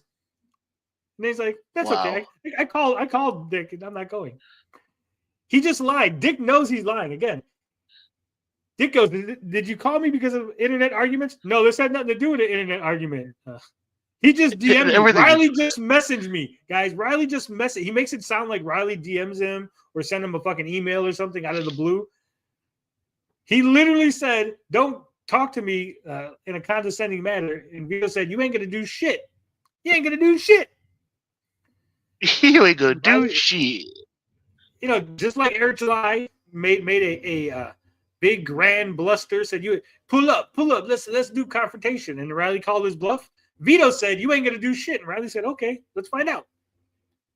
And Riley said, flying in. So if you just bail, I still have to try to do something to serve the people that came in. So that's why I'm asking for the thought process behind calling me and saying, I'm not doing Hackamania anymore because it's not fun for me. Yeah. I'm not going to do a show if the purpose of the show is for somebody to assault me during the show and then stop ruin the agreeing to show. stop agreeing to do live shows or stop arguing on Twitter. So do you want me not to do Hackamania? He said, stop agreeing to do live shows or stop arguing on Twitter. So you want me to not do Hackamania? Literally, those words did not come out of Dick's mouth. Nope. I talked to Melton. I said, he's hey, getting frustrated. some guy's telling me he's going to ruin Hackamania and assault me during. A person you know who fucks with you, though, who you're arguing with in DMs, in group DMs, and everyone can see. And I've never said I want to assault him or ruin anything he's doing. Yeah, you said you're going to send him to prison. I never said I was going to send him Yeah, to you prison. did. We all heard it. You said, I'm going to send you to jail. I said, if you do this thing, I will respond To my by calling the property. police. This is not true. Again, this is Vito lying. Vito said on that phone call, I am going to contact Eric July's lawyers and I am going to release statements on behalf of Eric July saying you are a maniac and unstable and all that shit in order to make sure you go to fucking prison. Remember, Riley had a case with the state because of the warrant for stalking and harassment and all that online bullshit. Vito literally threatened Riley not to call the police, that I'm going to call the police to arrest you for fucking with me. No, he threatened Riley with, I will call the fucking attorneys over in Texas on you to basically be a fucking witness on Eric July's behalf. Are we all forgetting that? Are we all pretending like he didn't say that? Because I remember it very distinctly. Vito July tried again, and how are you feeling this fine day? Riley's more down for the cause than Corky from Life Goes On. Respect. The threaten to snitch, yeah. Can't wait for the warehouse painting from Mint. Yeah. Sounds like Riley is telling Vito to invest in his favorite lubrication company. Vito July loudly wondering if the tar baby were deaf. I said, how are you this morning?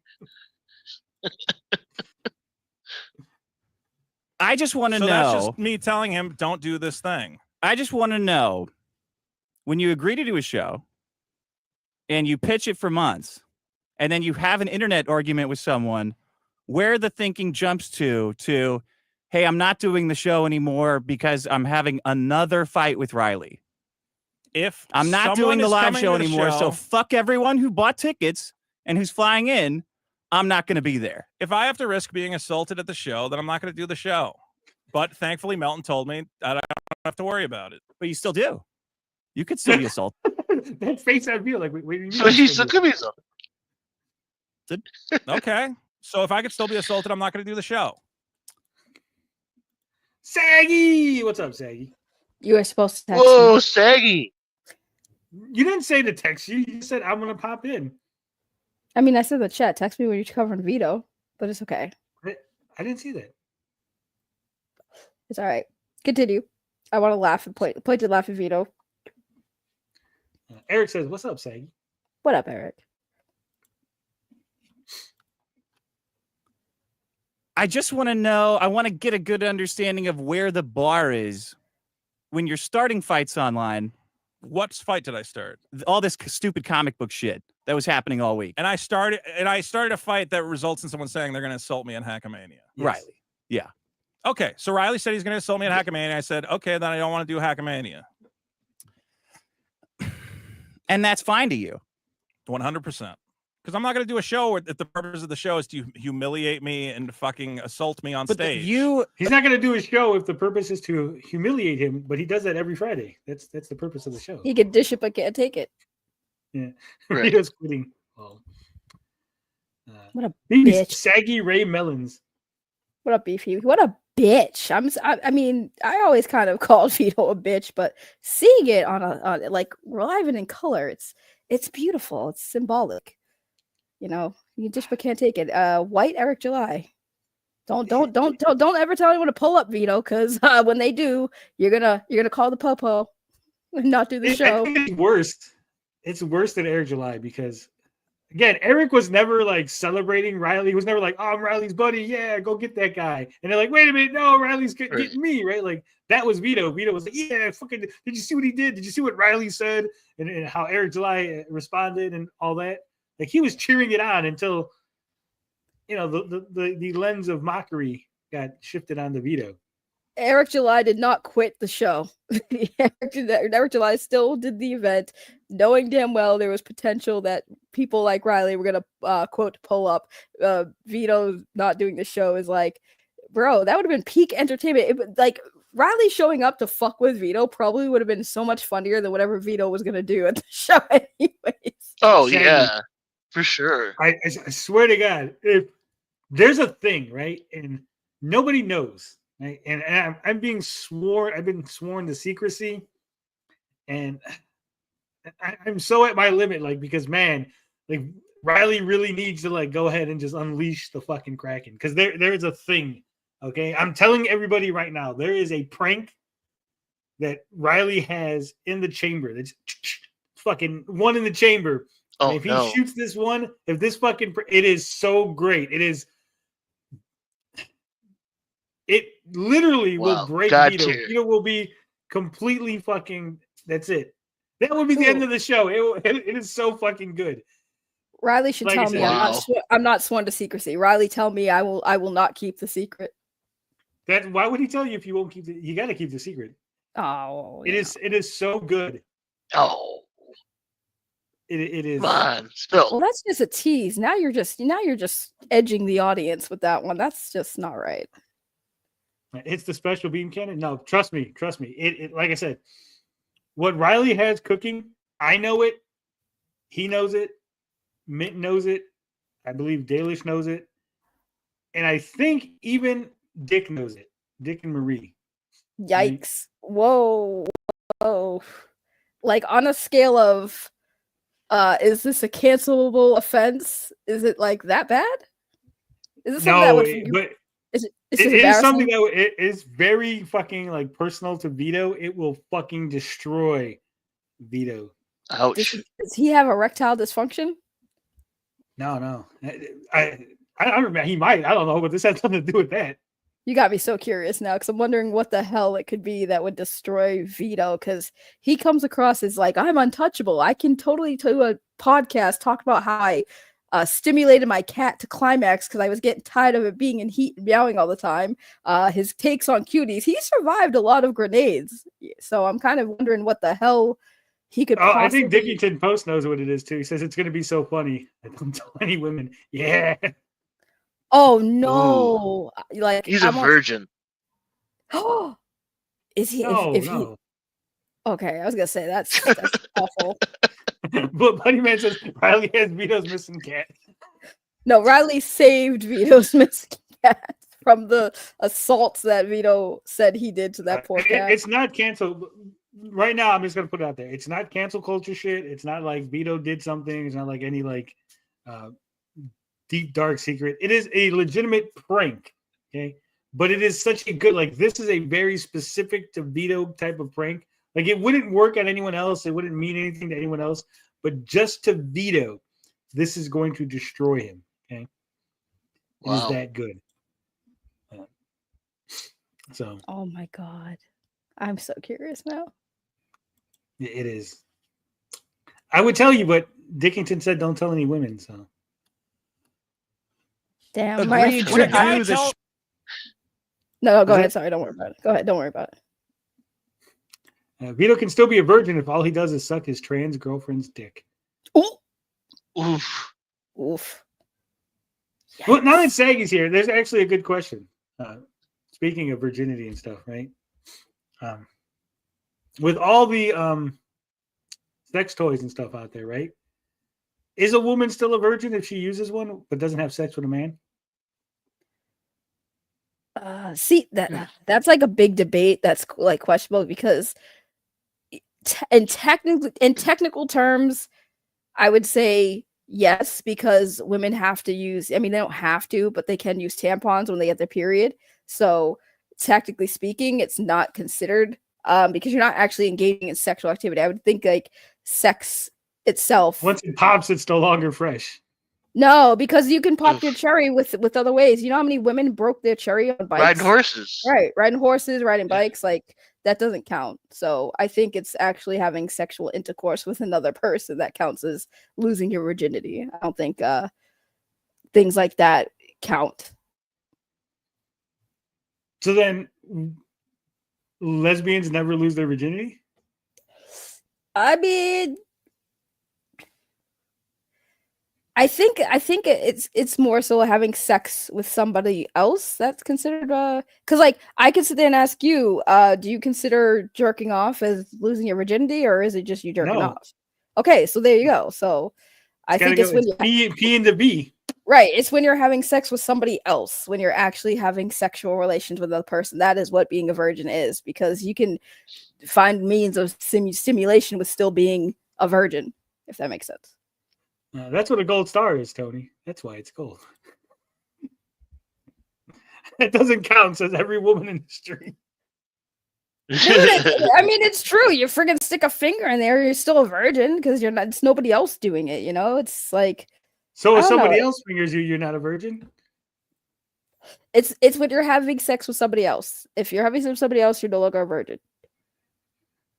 So so what is defined as sex, though? See, there you go again. It's like When you're having You- sexual relations with another person, there's two people in the room and there's penetration between two parties. okay, but I just said, like, if some dude fingers a chick, is she a virgin? I think it has to be like no inside in the penetration of the female by another person with a So if they have anal sex, she's still a virgin. she's a vagina one, yeah. I think that's the only one that counts. I think it's just more complicated. Like, there's no like black and white answer because there's a lot of gray areas. Why? Can we get to the point of these questions? Or is there a point to this? No, it's just a curiosity. Oh, I thought there was like a point where it was like related to Vito in this topic. That's why I was like, where are we going with this? But now I'm just like, all right, we can move on. Is Vito a virgin if his trans girlfriend fucked him in the ass? Right. Power No, bottom. he Got it. no, he wouldn't be. He would have lost his booty virginity. Show. Sure. And then Melton told me that I don't have anything to worry about. And I said, okay, if you can give me that assurance, that's fine. Assurance of what? That I'm not going to get assaulted during the show and that nobody's going to interrupt the show. And I don't have to deal with that. I can just perform. Then why did you call me about it? Because I was telling you at the time, I assumed that nobody was going to care and that it would just be like, just let anything happen to you. And I was like, well, I'm not going to deal with that. So I'm just not going to go. Then why did you agree to do the show in the first place? Because I never thought anybody was going to say, I'm going to assault you at Hackamania. Again, Riley didn't actually say, I'm going to assault you at Hackamania. I didn't expect that. That was really like out of left field. I thought I had patched everything up with Riley. And then out of nowhere, he goes, I'm willing to risk an assault charge to ruin Hackamania. I mean, I got to tell you, it's very bizarre. Like, obviously, I don't know if you. Fun. I know you always return to this fun shit. Like no one else's plans matter if you're not having fun. All right. Oh, there he goes. Don't agree to do a show if you're just gonna bitch out. All right. Great show. There I he didn't bitch goes. out. I'm doing the show. Then what was this? Have fun. He said, I'm didn't- done. I'm done. No, I think he said have fun. But either way, I love how he says, I'm not bitching out as he's getting up to walk away. That's As he's bitching out. As he's bitching out. Right. I'm not having a temper tantrum. You guys are mean. I'm not being a baby. Fuck you guys. I'm being strong. I want to know, how far did he get? Because I've been in the studio, right? So I know the layout. And I don't think he made it. I think he looked at the stairs and went, that's a lot of stairs. I don't want to walk up. He just came back in. Oh Well, no. I definitely heard the door shut because I remember when you showed this to me like earlier, the door did shut. So he did walk out and then he came back like shortly after. Sorry, pause. I'm not owned, cries Vito as he slowly morphs into a corn cob.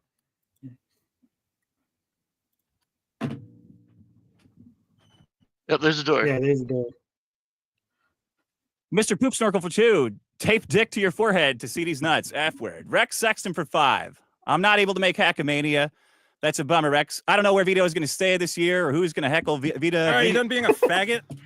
Let's do the show. Do what show? Again, he came back so fast, and I don't know how far he got or like. Yeah, do I mean, it's these constant show. tantrums that, I'm fighting with Riley again. All right, so I'm not going to Hackamania. Okay. You want to do a comedy show? Do you? Yeah. Then stop fighting with these guys on DMs. Stop fucking having this thing where, hey, anybody can say anything they want to Vito. No, they never. Vito just said, I said something stupid. He didn't actually read it. And they didn't read Tony from Hack the Movie Super Chat either. They just started having this argument.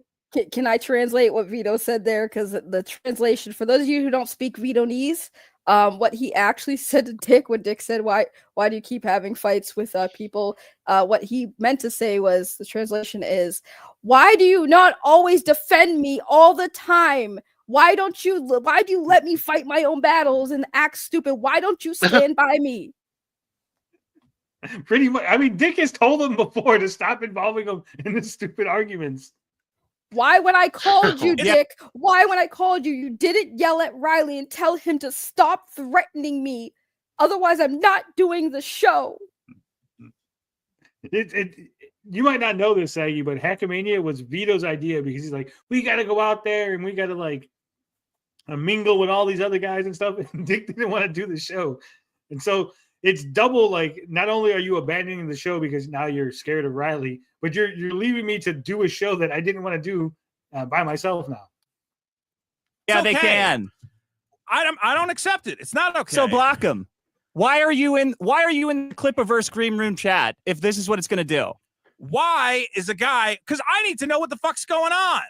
I need to know what's going on. What? I need to know who's conspiring against him. Oh my FOMO. God. That line is beautiful. I need to know if you guys are talking about me where I'm not looking. I need to make sure that Dick is not dogpiling on me with Riley. I need to know. What do you don't? Well, now I know that a guy has plans to come, and he said very. And he goes, now I know. No, you got into a fight with Riley, and then he said it wasn't like Riley was talking to TJ or Riley was talking to Mint or Riley was talking to Rip Off Verse or something in the DM group, and they're like, oh, I should go and like fuck with Vito. Yeah. Like they were making secret plans that Vito overheard. No, he was specifically talking to you because you started talking to him. Specifically, I'm going to ruin Hackamania. I don't care how many He's people going to have novelty scissors again. He's says, going to ruin his novelty fucking scissors. So maybe he'll fuck around. I don't know. But when he says, I'm willing to risk an assault charge, I'm going to ruin Hackamania for everyone to try and get at you. And I go, wow. What happened to your big storm off? Like, this is like the I'm not doing Hackamania storm off. Oh, here I am again. I'm here to fucking perform and do comedy. You're here to cry and fucking make drama out of bullshit. Let's do comedy, cocksucker. It's not that hard. Just be entertaining. Be fucking jovial. Look, he's saying that to Dick. Vito's the one who's like threatening to not go to Hackamania, storming off the show, crying about the content, crying about what people are saying, crying about Riley. Dick was just laughing this whole time. Yet he's telling him, you're in a bad mood. You need to behave, and you're ruining the show with your behavior. Pot meat kettle. Look That's all I saw. Pot meat kettle. Look at me, what? You look fucking... what is this? I'm pissed. Well, you shouldn't be. Why? Because you're being a little bitch. What? I'm here to perform. I'm here to do comedy. And part of doing comedy is being professional. I want to go to Hackamania, have a real good time. And I said, you know what? I really want to do a good show at Hackamania. I really do. And then I get messages from a guy who's saying, I'm going to fuck up your show. I'm going to fucking risk an assault charge to get at you. That's not what happened. Yeah, exactly. He didn't just get Vito keeps trying to frame it like Riley just hit him up with messages out of nowhere, right? Like, I get messages from this guy. That's what he said to me. And I said, wow, that really sucks because I'm really trying to figure out how to make Hackamania a good show. And now in the back of my mind, instead of just planning for Hackamania, I have to plan for the fact that your fucking retarded clown boy is going to show up and, ooh, maybe I'll throw shit on stage. Maybe I'll shoot. I don't know. He says, I'm going to risk an assault charge to fuck up Hackamania. And I go, okay, I know you want me to just go, well, it's just Riley. He might not do anything. Yeah, he probably won't. but it's still a fucked up thing to put in my head when I'm trying to plan for a fucking comedy show. I don't want to think about, and I got to plan for 30 minutes in. Riley might do something retarded. Yeah, he might. Okay, well, it's okay. So it fucks up with my planning for the show because I'm trying to plan a good comedy show for the people who paid to be there, and they didn't pay to see Riley storm the stage with scissors and threaten to beat me up or whatever. Because maybe they did. Balder did. I think Balder, at the very least, did pay to see that happen. I mean, literally, Balder gave me money to get an Uber to go to the fucking biggest problem because he's like, I want to see you and Vito fight. Bro, this is wild. I have a question. Does anybody know if Vito has like a PO box where he has like people send him stuff? Because I would love to send him a box of tampons right now. Seems like he definitely needs them. I'm not sure if he does. He might have. Somebody needs to get this man like some tampons because it's clearly that time of the month for him. that's fucking retarded.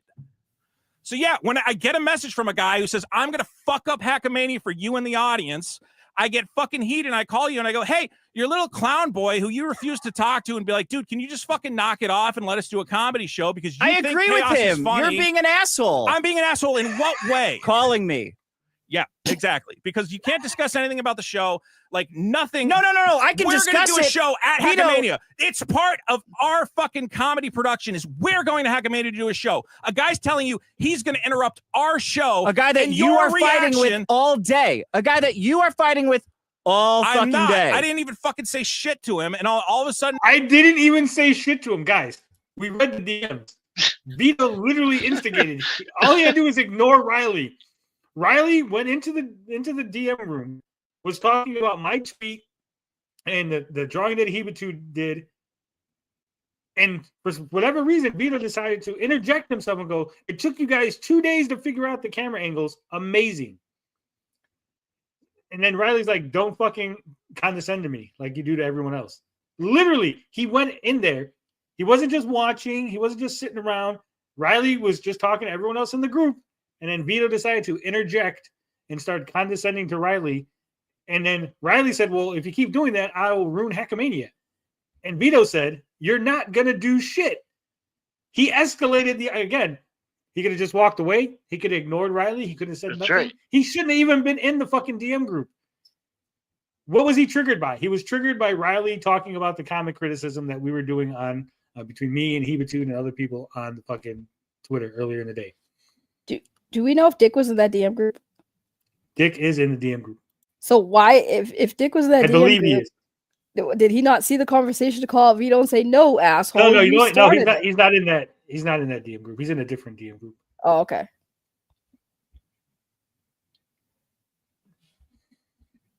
But I know some of my people are in that DM group. I didn't even say shit. Lies detected. Yeah. Can you give Vito a hug? I tried to. I tried to fight him. I told him I would box him when I was in LA, and he refused.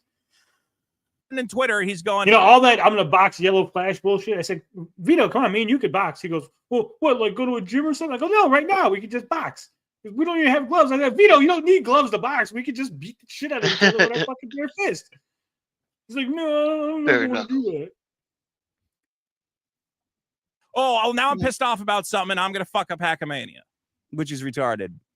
Retarded. He shouldn't say shit like that. No, that doesn't matter. That's nothing. Okay, fine. I'm sorry that when a guy tells me he's gonna fuck up my set at a comedy show I've been planning for like 2 months. That would be impossible.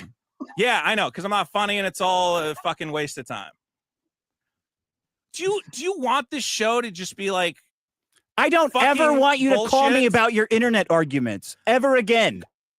I'm calling you about Hackamania, a fucking comedy show that we are contractually supposed to be performing at, and that I've been told somebody's gonna fuck with our set. One of your fucking biggest fans who does whatever you fucking want, okay? It just is constant. What do I want him to do? He just wants to please you. He does it because he knows he has your tacit approval. He goes, oh, look, here, I've created drama. I've created something fucking for the show, and Dick's gonna laugh about it.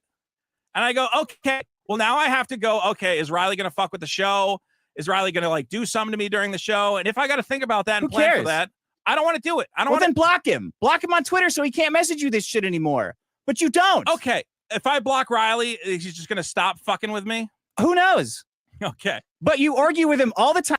So between the two choices, I block Riley and maybe he stops fucking with me, or I don't block with Riley and he definitely won't stop fucking with me. At the very least, and one choice, you have a possibility of Riley stop fucking with you, right? Well, you notice something? He went mask off in that little monologue he did because he basically just told everybody how he really feels about Riley. Oh, he's just some fanboy who just wants to please you and does anything you say. That's not something he just decided to come up with. That man's thought that for a while about Riley. He just went mask off. So when he's sitting there acting like, no, me and Riley were friends, we were cool, but now we're fighting. No, that's how he really felt about Riley the whole time, mask off. That's crazy. Yeah. Wow. Vito is being Eric July by calling Riley Dick's partner. That's your partner. Vito's jealous of Riley. I think he is. I think Vito's jealous of Riley because Riley got Mint's his girlfriend. Dick's his father figure, the father that Vito wants to have. I'm going to say this, and this is going to sound mean, okay? But what? Totally mean. No way. I know. I'm saying I'm preparing the audience. I'm prepping you guys for what I say a thing because it's going to be blunt, and I don't know how any other way to put this. But I think Vito desperately wants to be Dick's friend and thinks of Dick as his equal, and that they have a friendship based on this equality.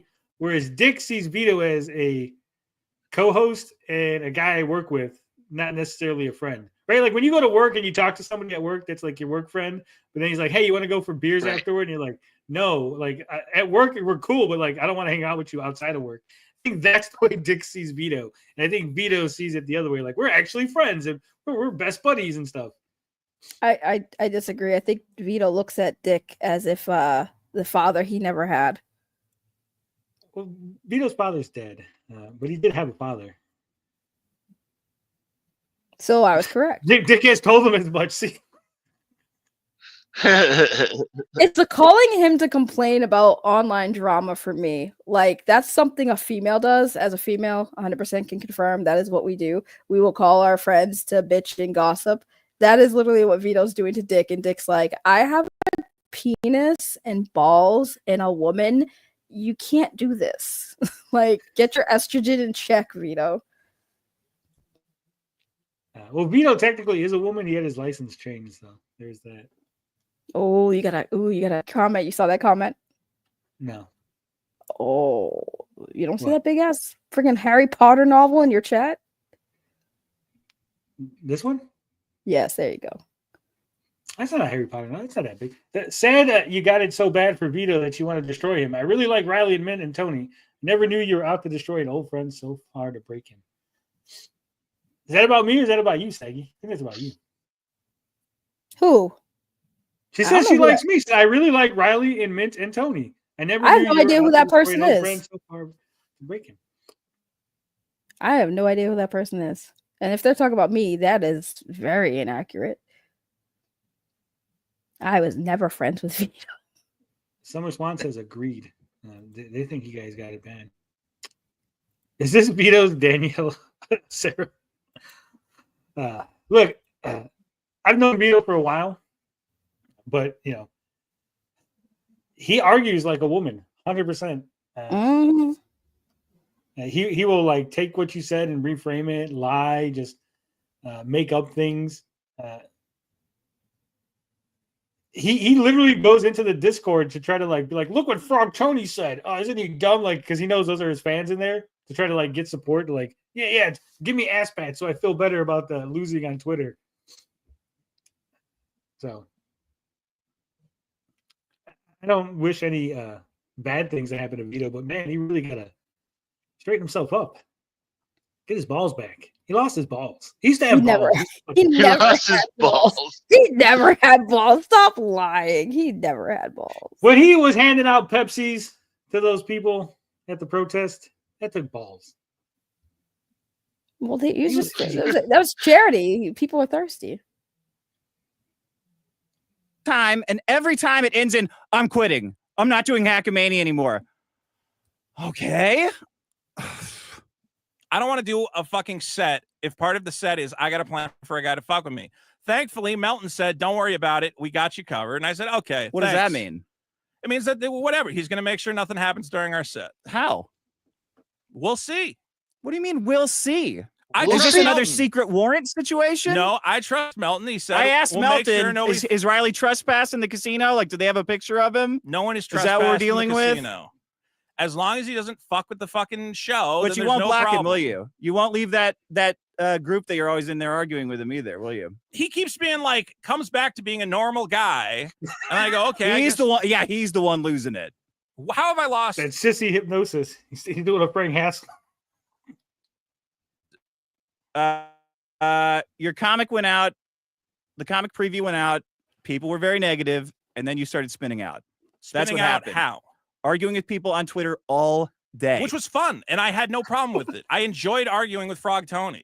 The only thing I didn't enjoy was a guy telling me he was going to fuck up my set at Guys, Hackmania. Remember earlier in this whole series of events, Tony was pinging me way too many times. I eventually had to block him because I was just tired of all the pings from Frog Tony. To now, I enjoyed arguing with Frog I Tony. enjoyed it. on, Yep. Twitter. Yeah. Huh. It's crazy.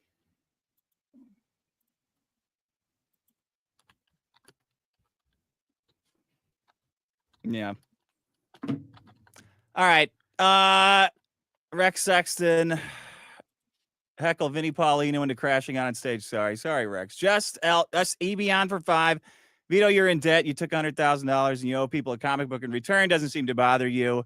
Hater headquarters for 10. Here's your biggest problem: Hindu caste fascism versus Chinese communism. Everything is downstream from that. It's either all gooning Indians, 100% taxes, or factories. Look how happy and he whoopsie, is. you have look to at pick. Vito's looking so happy. Lord Hades for 5. Hey, Rick. I've been looking at Japanese K trucks. If you're curious about small trucks, I am. Strategic for 2.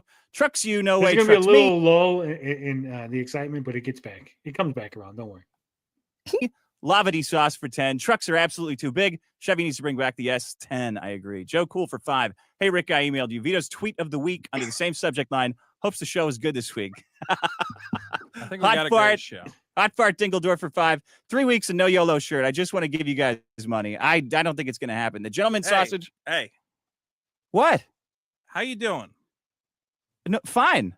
Here's 3 weeks and no YOLO shirt, guys. 3 weeks. Vito still hasn't. It's actually been 4 weeks now, or maybe even 5. No YOLO shirt. I got my YOLO shirt out like that. We even sold a couple. And you Are got we a super good? chat. Oh shit! Super chat. My pitch: Riley go to Hackmania and hand out cards with Celtic runes printed on them. Hence, Riley would ruin Hackmania. Oh, John. There you go. It's I can tell you one thing. Beautiful big titty, but naked women just don't fall like the sky, you know. self-awareness, Vito. I want to like Vito, but Vito makes it hard to make it to almost impossible. He's so fucking annoying most nights. Yeah. Yeah, it's fine. All of this is fine. Okay. Let's just do a think you're- fucking comedy show, man. Yeah, man, look, I think you're obviously dealing with something. I just can tell that I can tell it gets to you, and it always culminates in this obsessive calling and other weird only shit time- and quitting and shit. the only Quitting a show to time- me, quitting a show 3 weeks out or whatever is insane. I didn't quit Insane. because I talked to Melton and he gave me assurances that no one would fuck with our show. This is what I got. From who? You. Don't read my text to you. Oh, Oh, scary. Well, then, is what I'm saying true or not? Did you say you're not going or not? Yeah, I said I'm not going. And then I changed my mind after talking to Melton. Yeah, that's insane. That's like I don't think that is mental insane. illness, dude. I'm not going to the show that I agreed to go to for months. Now I'm suddenly going again. There's something going on there. Yeah, what's going on is I got assurances that no one would fuck with our show. But when I Yeah, was that's told, nuts because that's nothing. I don't want to fucking be told, hey, there's a guy who specifically told you he's going to come and fuck up your show. Yeah. And there's nothing There's you a can guy. do about it. And you just have to wait to see what he's going to do. And I said, I talked to Mel, and he said, don't worry, nobody's going to fuck with your show. And I said, oh, okay, that makes me feel a lot better. Yeah, that's like, hey, Melton, some guy's going to fuck with my show. No, he's not. Oh, okay, thanks. Thanks for letting me know, Mel. Oh, okay. It's all good, dude. It's all good. Literally what everyone else has been telling him for this whole time. Don't worry, nothing's going to happen. But apparently when Melton says it, it means more. It has more weight. Vito is 100% Eric July. He's going to shave your back, Vito. No, Vito's got all that nice new hair on top of his head. Riley's going to shave it. that's nothing. That's what's so weird about it. Melton going, don't worry. It's like, yeah, people have been telling you not to worry about this shit for years. No, people have told me just let whatever happen because anything that happens to you doesn't count. I don't know where you're getting. That's like weird. And then that's like a perversion of what people are saying too. They're saying Riley's goofing around. He's just trying to fuck with you. That's it. Nothing's gonna happen. Well, here's the thing. I don't know what he said, but I'm sure it's just like more retarded bullshit. Telling me that you're going to risk, like, the specific phrasing was something along the lines of, now that I don't have to worry about the court case, I'm okay with risking an assault charge. I'm going to ruin Hackamania for you and everyone else. Risking an assault charge. It's like, that's just Riley's stupid shtick. It's like, I'm going to assault you. I'm going to risk an assault charge. Like, yeah, it's obviously a joke. Right. I can say, okay, I understand that this is just his stupid, goofy fucking whatever, but it's still really fucking annoying that I have to go, okay, I'm already having trouble trying to figure out exactly what we're doing at Hackamania. I don't need an extra thing of, okay, and then maybe that's it. He says, I'm having trouble figuring out what we're going to do at Hackamania. Do you think this is his excuse to just not do it? 100%. 100%. That's why he doesn't want to do it anymore. So he's using this as an excuse to bitch out. It's cute. And if it's bad, he'll be like, oh, see, I had a good thing planned, but then Riley threw me off my game, and I was just worried that whole night, and that's why the show was bad, guys. Yeah, I was not funny, guys. Yeah. Dick is clever enough to read between the lines of what Riley says. Yeah. What'd you say, Saggy? I was gonna say, hey guys, it's not my fault. I was not funny. You see, this certain someone said he was gonna attack me, so I was thrown off my game.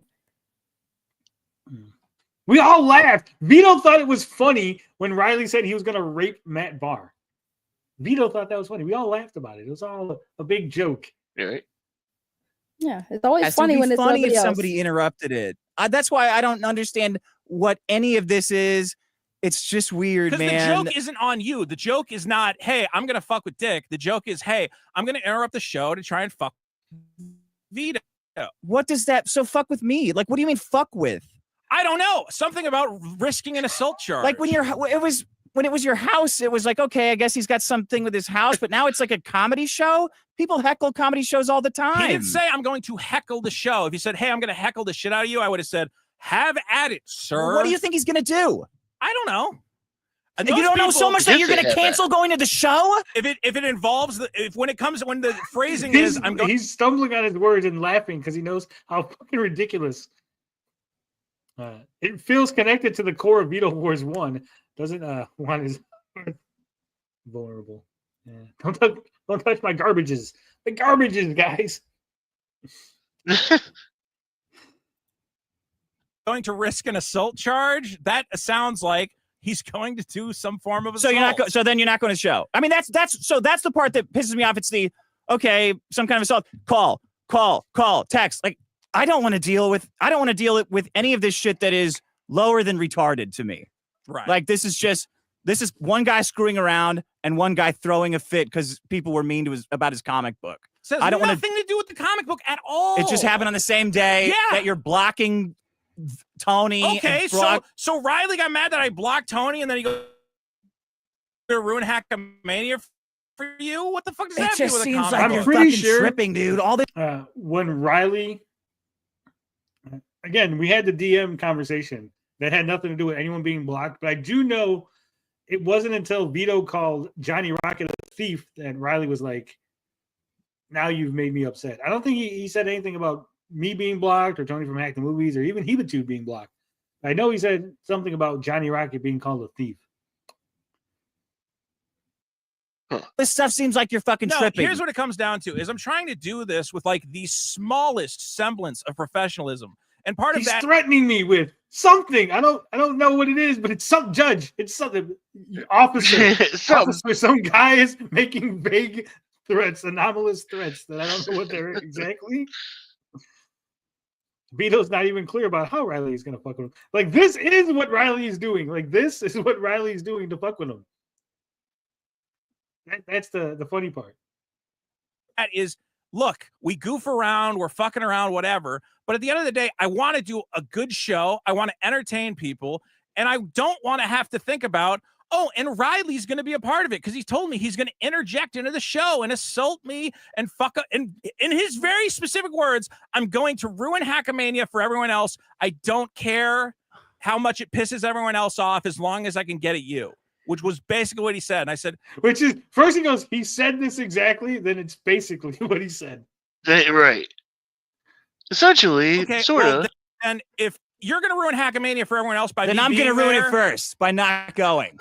Wouldn't it be better if I just don't go and then he doesn't have a reason to ruin it for everyone? I mean, he's going to ruin it anyway. That was his intention. I don't want to say insane because it's insulting, and I don't know where this is coming from. Dominant behavior. None of it makes any sense.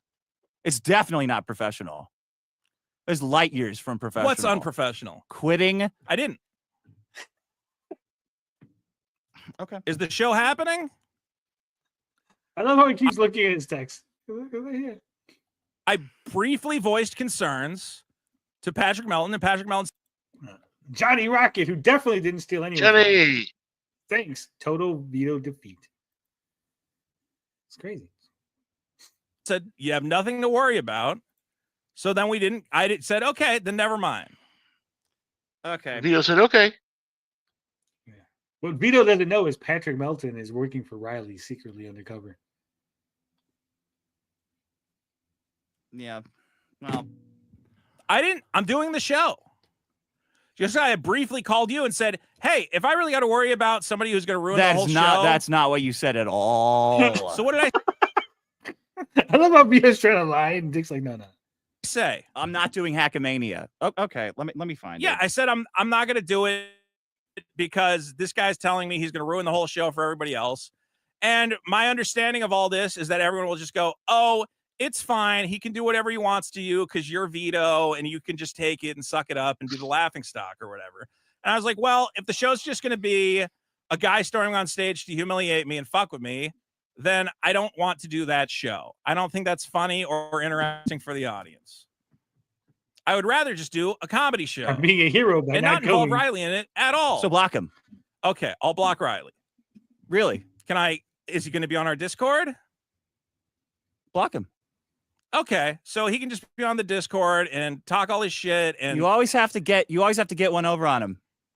It's What not is blocking over isn't on? enough. It's like I just you got want to him- excise. No. You got to excise him too. I just want him to act. You're very tricky. That's a really I good just want point. him Right, and the Discord is for Patreons. Riley pays. Riley literally pays to be in the Discord, and he wants them to get kicked out. Oh, wow. And again, Jeez. Vito blocks him. He doesn't see what Riley says, but that's not good enough. Vito doesn't want Riley talking shit about him to other people. That's what bothers him. Very tricky. I just want him to have the barest level of respect to say, you know what? It's over the line to tell Vito I'm going to assault him at Hackamania. Tell him twice. Go nuts. Go fucking nuts, Riley. Tell him twice. So you're 2, 3, 5, 10 times. Are you encouraged? Oh, I'm encouraging. I'll fucking pay for it, bro. Go fucking nuts. Say whatever the fuck. Everybody, say whatever the fuck you want. Go nuts. Yeah, have no respect. Go nuts. That's the show, Have right? no respect for I don't anybody. understand why- Have no respect. Do you understand like how much better the show would be if you could just not do this? Like, Do what? Say. Do you understand how much better the show would be? I'm pretty sure Dick knows how much better the show would be. Whatever you want to everybody. Why do you think the show is better by telling the audience, hey, just fuck with Vito endlessly? I didn't say that. I said say whatever you want to. Don't show anybody respect. Right. Don't show anyone respect, especially most of all Vito. I didn't say especially. You're just adding this shit in. This is where I think something's going on in your head, No, dude. I I'm trying not to pick on you, but I I'm think just something's going wrong. I'm just asking for a small amount of respect for the fact. No respect. No respect. Clap the Destroyer says Lamal Riley is active on Discord once a year. Yeah, he really isn't that active on the Discord. It's insane. DI rules. Okay, I'm gonna go before you finish playing this. Thanks for having me on to point and laugh at Vito. Also, Push and Soda Run, I love you. I saw you in the chat. I love you. My final thoughts: Vito's a pussy. He's a bitch. And he has a way too high level of estrogen. And if you guys are going to the show, I highly recommend throwing tampons at him on the stage. Okay, bye. Bye, Ray. Bye, Ray. Ray says throw tampons at Vito.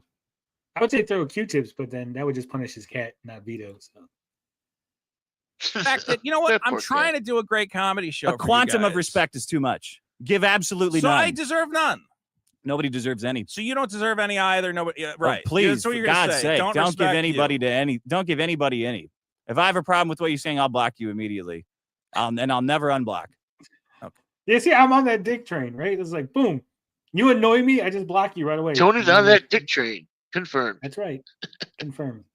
I caught that when I said it. I was hoping no one else did.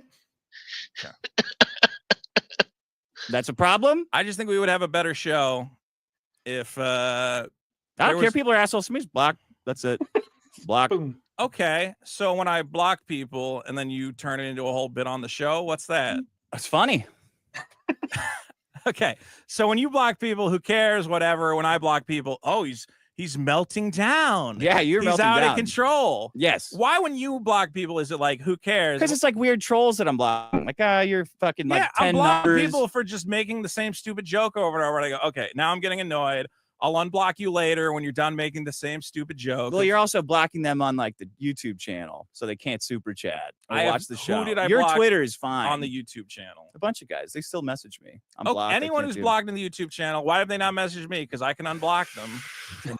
I wonder why. Because they're probably blocked by you on fucking Twitter too. Why indeed? Why do you? I don't know. Why do you do this?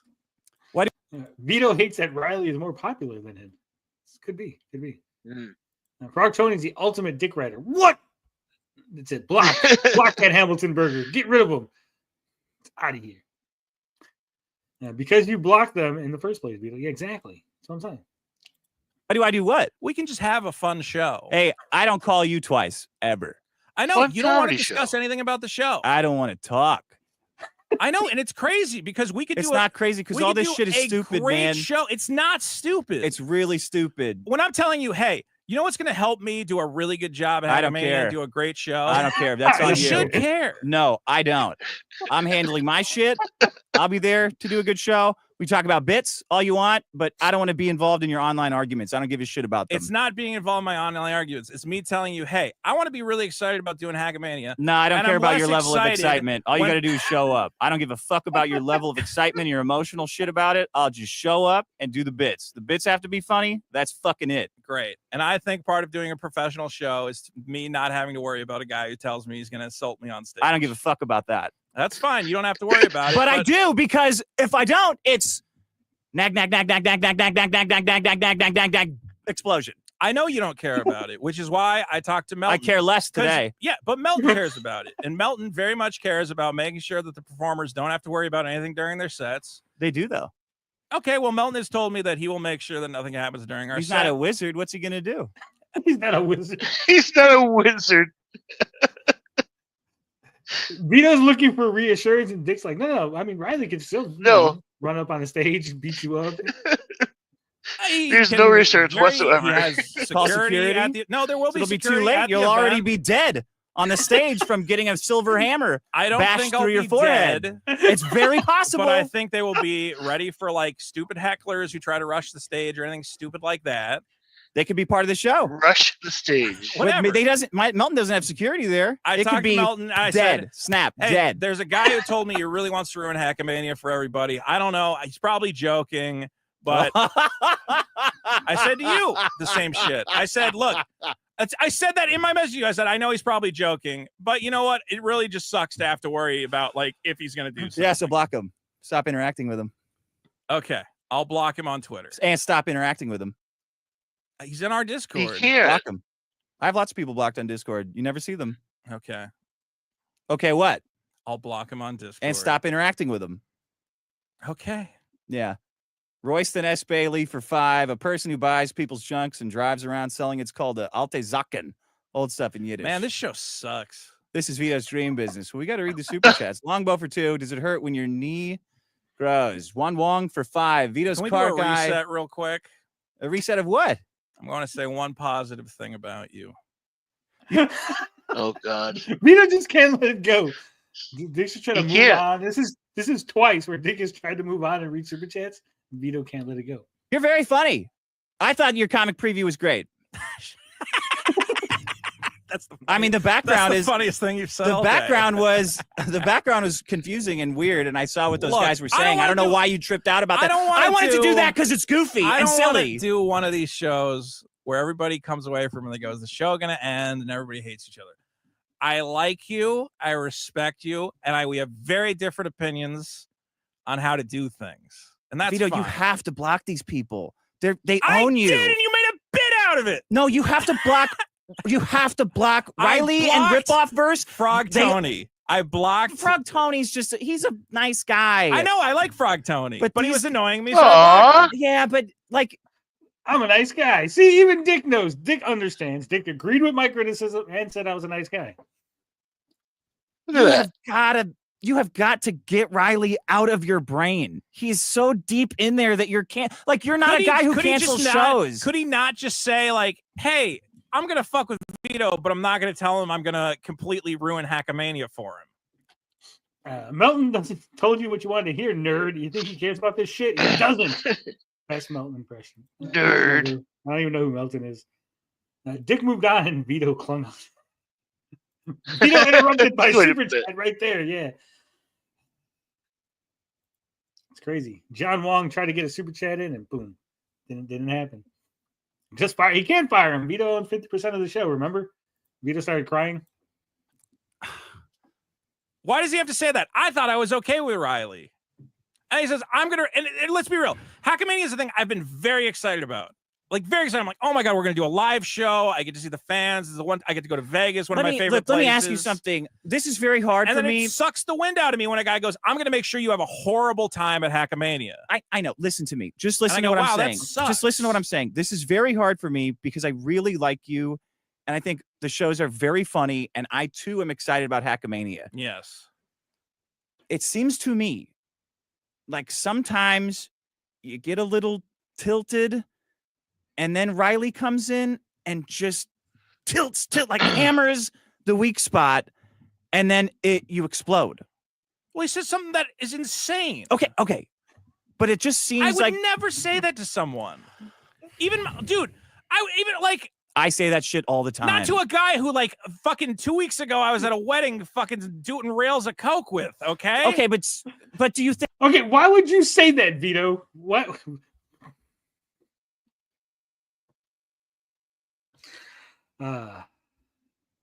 He's such a fucking liberal. Yeah, he is. Riley has built a Taj Mahal in Vito's head. Just buy him out. Good.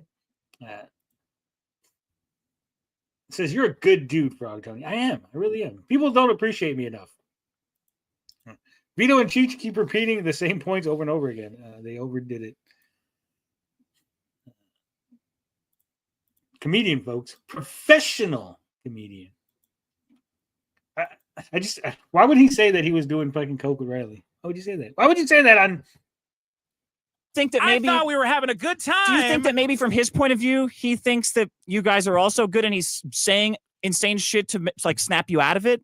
Like to say like, hey, I'm going to say even more insane stuff. No, he's like all But do you over the think fucking maybe place. that could be it? Yeah, maybe it could be. Maybe he's not like communicating the way you want him to, but maybe he's doing jokes not to embarrass you or humiliate you, but to like say, hey, we're still Well, it is to humiliate and embarrass me 100%. a little bit, but Like, maybe that's good absolutely. sometimes, like to get a little embarrassed and say, all right, I'm overreacting. I don't know, man. You're He's not a guy trying- that cancels shows. I've never canceled a show before. You're right. And I'm not canceling this one. But when I'm really excited for a thing and a guy who I thought I was cool with goes, I'm going to make sure you have the worst fucking time of your life, I go, fuck, that really makes me feel bad. I want to have a good time at this thing. Dude, you fight with those guys too much in that I'm not Clipperverse room. I wasn't even fighting with him. Yeah. I said like one thing. I don't even remember what the fuck we were fighting about. And immediately turns into, well, you know what? I'm coming to Acomania and I'm going to fuck it up for you. Dude, again. Yeah, that's funny. Okay, the whole thing that started with those guys, I thought we were just goofing around when I said, your YouTube channel doesn't have any views. And that's not funny. That is funny. Their YouTube channel fucking sucks. That's funny. See, again, Vito went from I don't want to fuck with Riley. Riley won't leave me alone to now he's talking shit about Mint. Not Riley. He's talking shit about Mint's YouTube channel. All she does is make the same movie review over and over, and it's always insufferable. That's funny. And it gets no views. I don't understand why we can't laugh about that. Well, okay. I like her Star Trek stuff. Around. They went. Yeah, I like Mint stuff too. She's has unique insights that sometimes I don't see when I'm watching movies. And when it's a movie that I haven't watched, like if I do this for all reviewers, right? Like if it's a movie I haven't watched, I won't watch a review of it because I want to watch the movie first. But if it's a movie I've watched, then I will watch a review to see, oh, what did they think about the thing that I already have an opinion on, right? Right. It's like with Star Trek. I've seen every episode dozens of times, but to see Mint's, like you say, unique point of view on stuff it's fun because it's like breathes new life into something I love, you know? Good stuff. Shadow says it's more insightful than Vito's. Yeah. Her what was it? The the Twilight Zone series that she did. Yeah. Yeah. And beyond, at the very least, even if you say, "Oh man, you know, I don't like Mint's opinions," or I don't like her reviews, you have to at the very least go. She goes out and like fucking goes all out. She like puts a costume on. She does. Tries to find an appropriate spot. Like if she's talking about it, like you know, it's an apocalyptic movie or something. She like goes to like a really deserted area of town to like get a really good shot. They frame the shots and stuff really well. So, I mean, they put in the effort. You can never say that they don't put in effort. They don't phone it in. Yeah, Mint really puts in effort into her reviews. That's for sure. Yeah, and she always has two unique points. I see what you did there, Blood Man. Oh. Your YouTube channel sucks. And I said, yeah, your YouTube channel sucks. And then I turned into... They actually never said Vito's YouTube channel sucks. What they said was that Vito is wasting his YouTube channel because he doesn't make videos or reviews because he's always complaining about, well, it's not going to get enough views. Well, I could do a thing. I could do a Star Wars thing, but it's only going to get like 50,000 views, so it's not worth it. Like that's what they were complaining about. Like the fact that he's so focused on how many views he thinks he's going to get or the potential amount that he doesn't do anything because he's worried about views. Right. And like fucking months of retarded shit. I always thought that yes, I was just goofing around. Nick is gonna lose but it. then fucking like they do this thing where they're like, oh well, I'm gonna fucking ruin Acomania. I'm gonna assault you, whatever else. And I'm like, dude, I was just They didn't goofing say that. around. They said I'm gonna risk an assault charge. Sure. And it wasn't they. Now we went from Riley said to they. Again, Mint doesn't say any of this shit. How do you risk an assault charge without committing assault? Tickling. Okay, she's gonna tickle me. Well, there's a yes. That's a It's form risking of an assault. No, it's risking an assault charge. There's like that's different than I'm gonna assault you. Just say you're gonna tickle me. That's You guys funny. are both like, I'm just goofing around, but you're serious. But I have never said to Riley, hey, I'm going to rip off your fucking head. Hey, I'm going to rape the shit out of your fucking retarded girlfriend. Like, I've never you've said that. You've said that. No, I said I was going to rape Mint. Yeah. Oh, I don't think I said that. I would never rape Mint. What's someone supposed to do if they think you're spinning out? Well, I'm not spinning. What do you mean spinning out? I was very upset because I was excited for Acomania, and a dude told me I'm gonna fuck it up for you and the whole. He specifically said I'm gonna fuck it up for you and the whole audience, and I'm like, well, that's pretty fucked. I don't want you to do that. That would be great. No, he wouldn't. What do you mean? How do you don't fuck want up that. a whole event for everybody? Just That's make a, it- how do you do that? Because we could be doing fucking something funny, and then it could get completely derailed by bullshit. What is the show? Come on, how do you fuck up an entire event for literally everybody? You don't think maybe that would be? I think it's fine for me to have. Look, I understand that you guys live in like psychopath land. Okay, It's not psychopath, it's psychopath land land. for Riley to go. Wow. I'm gonna risk an assault charge to ruin your fucking show at Hackamania, and I go, bro, that's too far. That's not cool. Sometimes I think you guys are working together on this. Well, Purple Possum for 5. There have been people that think that Riley and Vito are working together. Vito did really? say he would rate Mint. Oh, he's going to say it several more times. Oh, God. Biggest problem in the universe is people wanting to live in a barter economy, but all they have is plastic trash for your time and effort. Johnny Rocket for 10. I'll be at Road Rage. I will harass Carl. I was banned from his Discord for saying Vito wasn't a pedophile. I remember that. That was a while ago. Still up for 10. Yeah, one of Carl's mods hates you. Oh, Johnny Rocket, all unban. I didn't realize you were defending my honor in Carl's Discord. Now I have to unblock you. Oh, he's blocked too? Yeah, Johnny Rocket's been blocked for a while. Wow. Why would you block him? He's like really creative. I won't bring up why. Shout out Johnny Rocket. I won't bring him. Oh man. Crabzula for 10. To find out what's wrong with your car, put it up for sale. A car guy will come check it out and tell you exactly what's wrong. Hopes of getting a deal, then cancel. I was trying to be nice to Johnny Rocket. I really was. I was like, maybe me and Johnny Rocket are cool again, and then I guess we're not for some reason. Do you find that this happens a lot? Yeah, people really, for some reason, look, I'm not going to take responsibility for that. Lucian, I tried to 20. contact Indiegogo to find out what happened with this campaign, and I guess that was. Oh, and then you said Johnny has your money. I saw that. Yeah. Could call Johnny a thief. Okay. But is he getting their money? Oh, It sounds like yeah. he's getting their money. Am I He has incorrect? he has no idea where the money is. Indiegogo has it. So Indiegogo has not communicated to him at all where the money is. It's not in transit. Bro, you've dealt with these people. Stray Bean says, I sent you something when you done with Vito crashing. All right, thanks, Stray. We'll take a look at that. But I got to ask. Are you retarded? Yeah, Indiegogo would be the thief. Yeah. It's again, like he interjected himself into that, like for no reason. Big companies, they just Yeah, shut but your account down. I don't know. See, some people would be offended that you're implying that he might know where the money is. Just saying. If you don't know for sure, I would not say I don't know for sure. Yeah. Johnny Rocket for 10. Vito, a guy with swastika tattoos, is not a Nazi.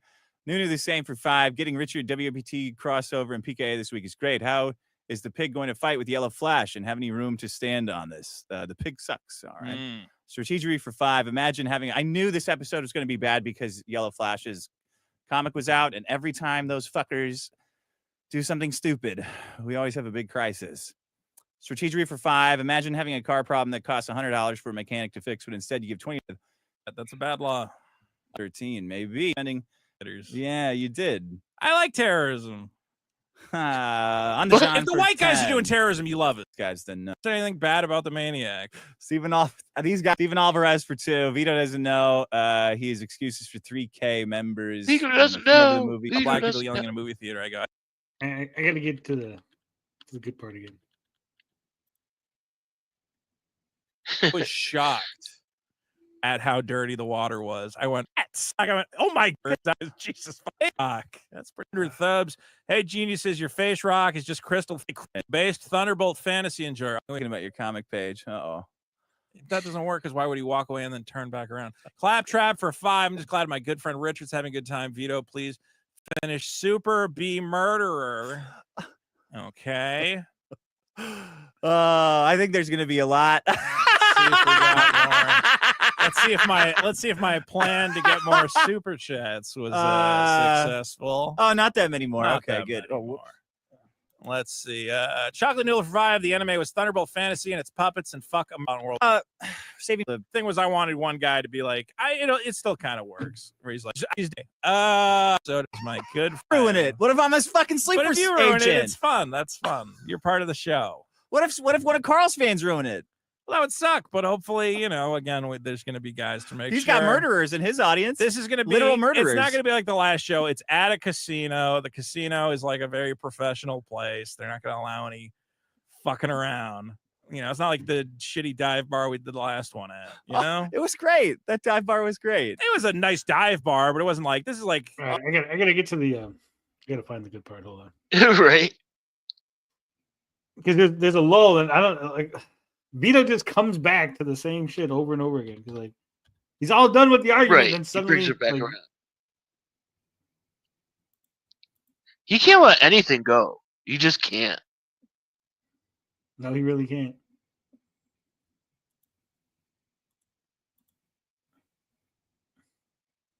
And just the frustration building on Dick's face. It's just I don't know how he does it, man. I just don't. All right, here it is. I had to check the transcript. Thing. Transcript. I'm like, all right, well, if you do that, I'm going to kick your ass. It's Vito's being deadly serious, Yes. and overreacting. Right. Yes. Right. Exactly. Right. Okay. Which is why I didn't say I'm going to kick his ass. But you think it and feel it. no, what do you mean? You're expressing it right now, obliquely. What are you talking about? I didn't say it at all. I don't want. Why to are you fight even thinking Riley. it at all? Because the super chat said it. I didn't say shit. Okay? I've never said I'm going to fight Riley. I don't want to fight Riley. Oh, I don't believe you. I don't think, wanna fight I think you would Riley. love to be in a self-defense no, I really situation. don't want to. Do I want to rape mint salad? Yes. Different and on a carnal level. And I Ugh. would respect to mint salad. Saying you're gonna rape someone's saying that girlfriend I or want wife. to rape them, but I wouldn't. That's so. Out of respect. I don't know how you think that you don't escalate I or start want things. Riley to be locked in a cage as I raw dog his retarded girlfriend's autistic cunt. That's Oh what- my God. worse than But saying I'm not I'm gonna gonna do risk assault He and I'm said gonna ruin he would do it. Hackamania. I'm saying I would never do that. It's the same exact thing. No. You guys are. This is how you fight, and then you take a screenshot and cry to Patrick Melton or cry to me about it. Look what he said. I'm like, yeah, I know. Both of you are saying like this shit all day. I know. Yeah. I don't really say anything to him.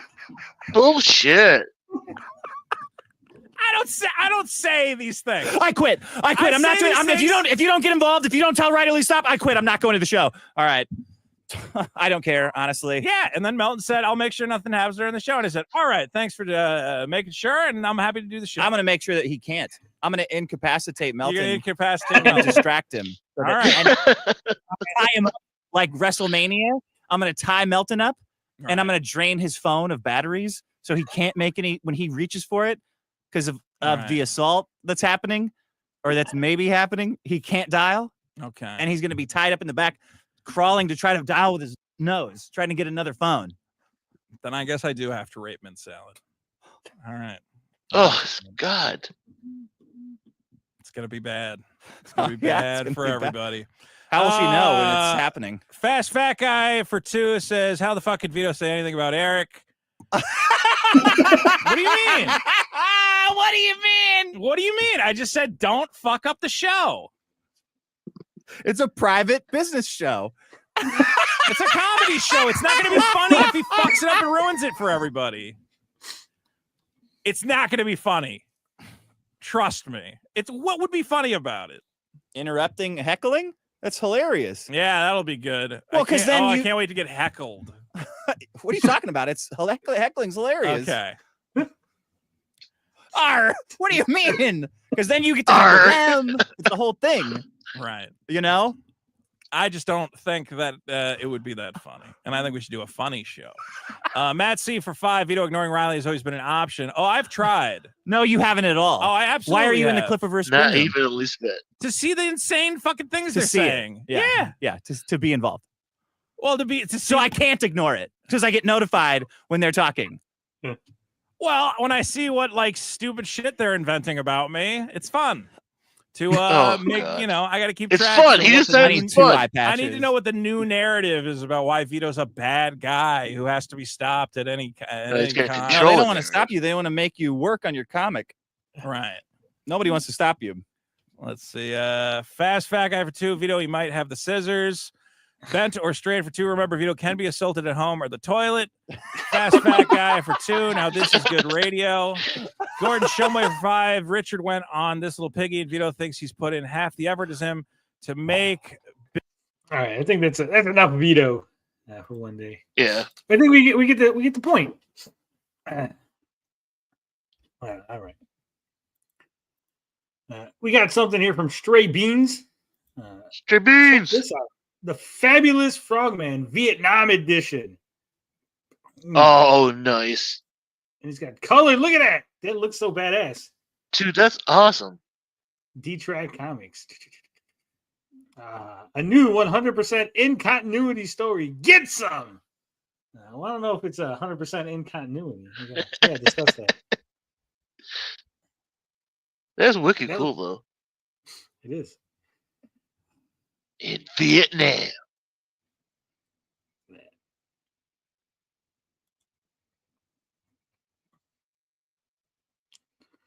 The amount of effort that you put into this.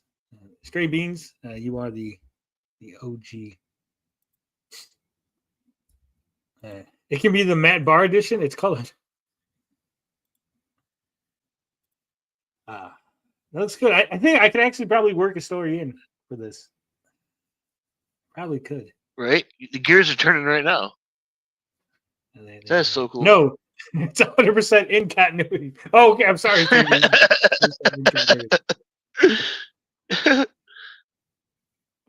Now go for a Frogman version of Frogman turning into a Frog Ranger and looking better than Matt's cover. I mean, it is the levels of autism and insanity that I go through. You have no idea. All right, you guys really don't.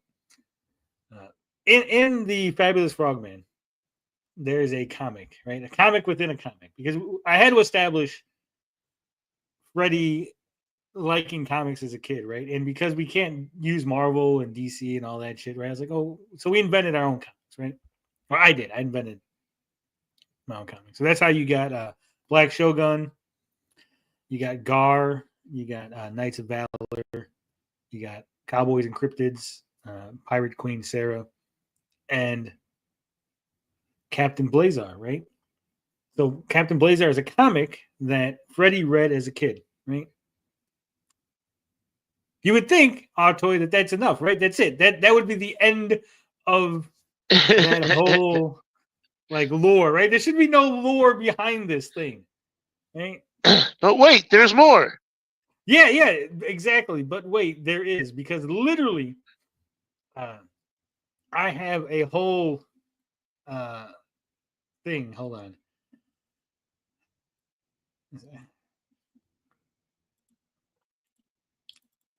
I'm going to take a screenshot of it so you guys can see exactly what I'm talking about.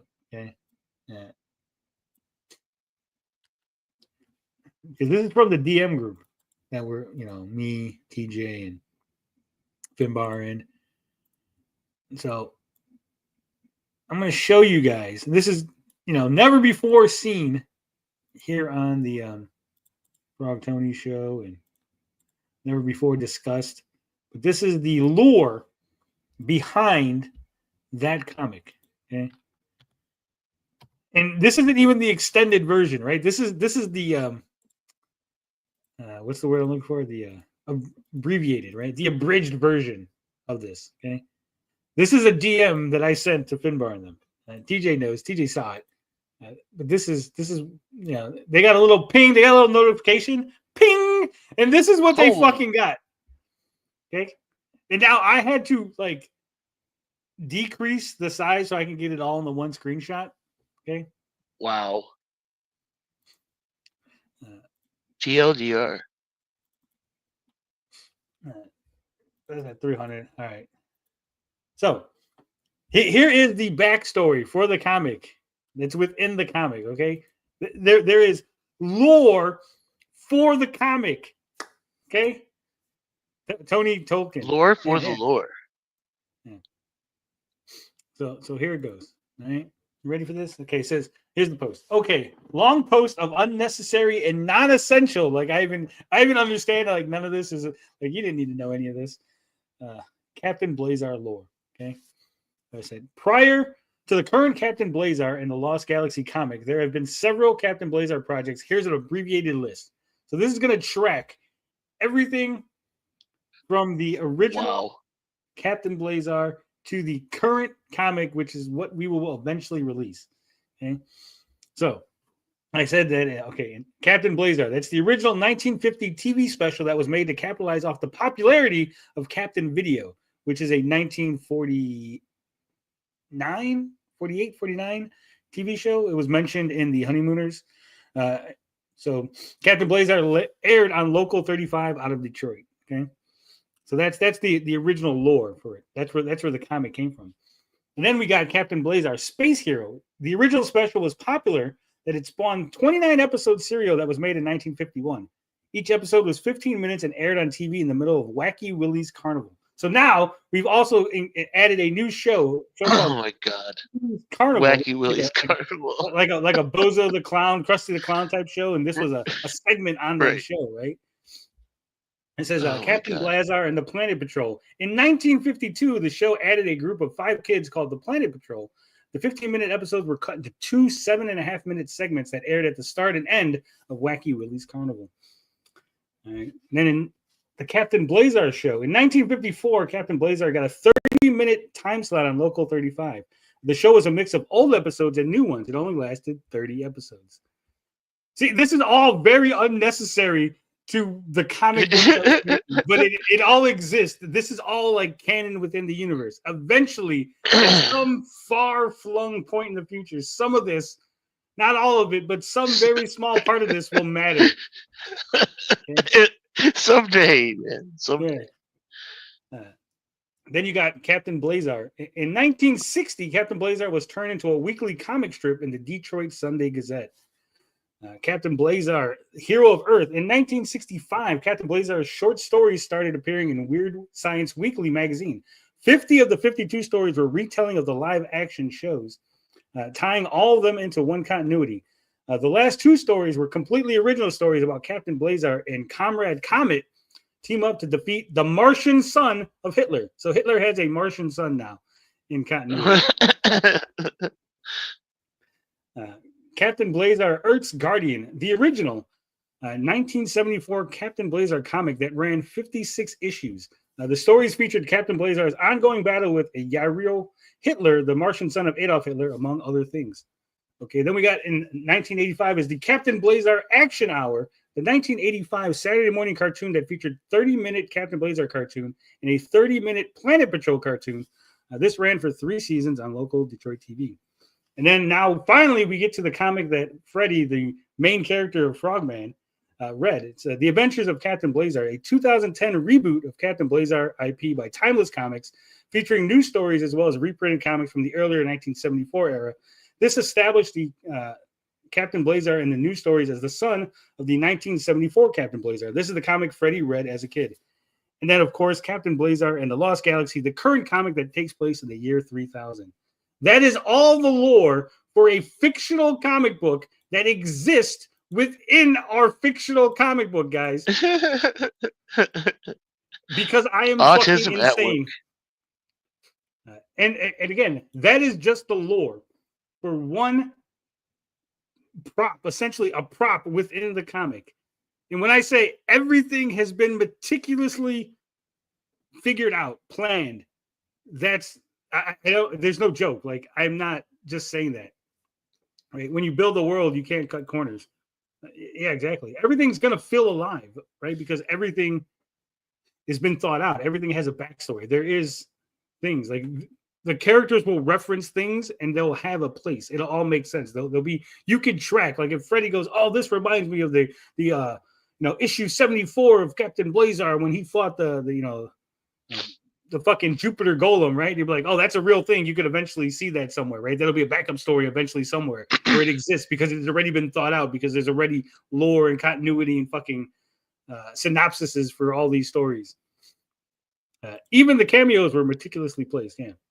When they talk about what is your comic, what is the theme of your comic? The theme of Awesome Amphibian Adventures is what it means to be a hero. In every comic in there, whether it's the main comic, Fabulous Frogman, or the backup stories, even the fake ads, even the one-off comics that are in there, like the Gar the Caveman comics, everything is going to be about this same theme. What does it mean to be a hero, right? Having superpowers doesn't make you a hero, right? It's something more. And that's what I'm going to show, right? Because, we're going to, through the storytelling, through the comic book, we're going to see Freddy go from this guy who wants to be a hero, thought, it'd be so cool to be a superhero. Superheroes are so cool, right? It's awesome. Gets powers, realizes, wait a minute, just because you have powers doesn't make you a hero. It has to figure out what it means to be a hero. What does it take to actually be a hero, right? And that's the journey that we're going to take you on. And everything, like I said, in the backup story, we're gonna feature different sorts of heroes, different kinds of heroes, but it's all gonna make sense. It's all gonna be tied up into that same theme, right? And again, whether it's Mighty Mint, whether it's the Clipper, whether it's fucking Gar the Caveman, I don't want to name a bunch of other characters because we have a bunch, right? Whether it's Jersey Blue, it all makes sense. It's all tied together. There's lore and there's fucking continuity and there's all this. None of this is Eric July. I just made a character up and I thought it'd be cool if a guy could fly and have wings and stuff. No, like everything is meticulously put together, right? When I die, there's gonna be like folders and stuff of fucking documents that like TJ and them will be able to just keep pumping out comics. Like when like rappers die, like 10 years later, like, oh man, look at all these unreleased fucking tracks. That's what's gonna happen with like, look at all these unreleased books that Tony has. The Frog Tony box set will be coming out. Yeah. So. It's a meta awareness universe. Yeah, it's way too much. This wasn't the only thing he DM'd us. Yeah, the other stuff is even crazier. But that's the only thing I think I could tell you guys because it's not really important, right?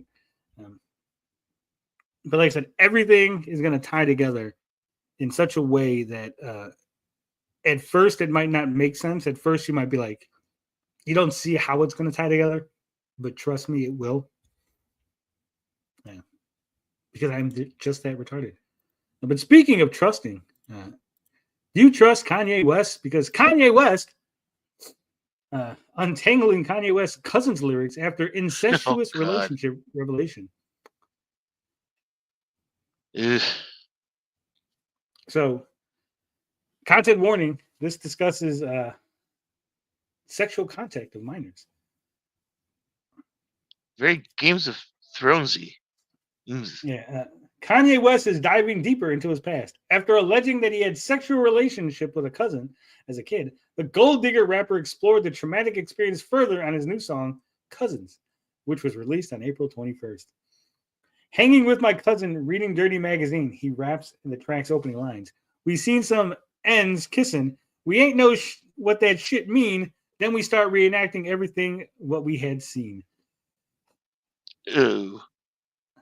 So from my understanding, Kanye was like 13, right? And to say that like a 13-year-old didn't know like what sex and all that stuff is, a 13-year-old ghetto kid from the hood, I'm gonna press X to doubt on this one.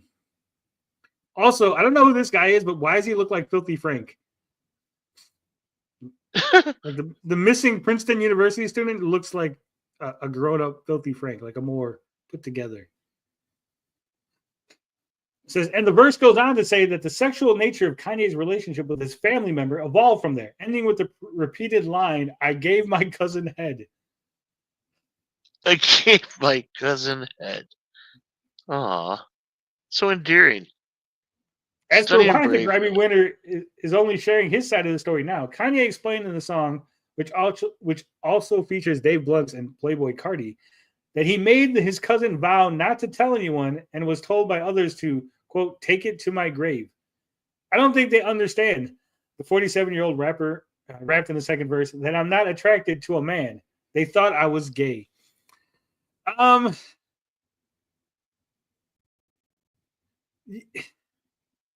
pretty sure you're gay. You can't unsuck the dick, right? Yeah. This was, again, this wasn't like that dick. He's like, I gave my cousin head. It wasn't like I was making my cousin give me head, right? It's like you were sucking the dick. You and your cousin. Right? So this is like you and your cousin, you watched pornography together, right? And you went, we should do that. And your cousin said, okay. And he said, I'm gonna be the woman. Said, okay.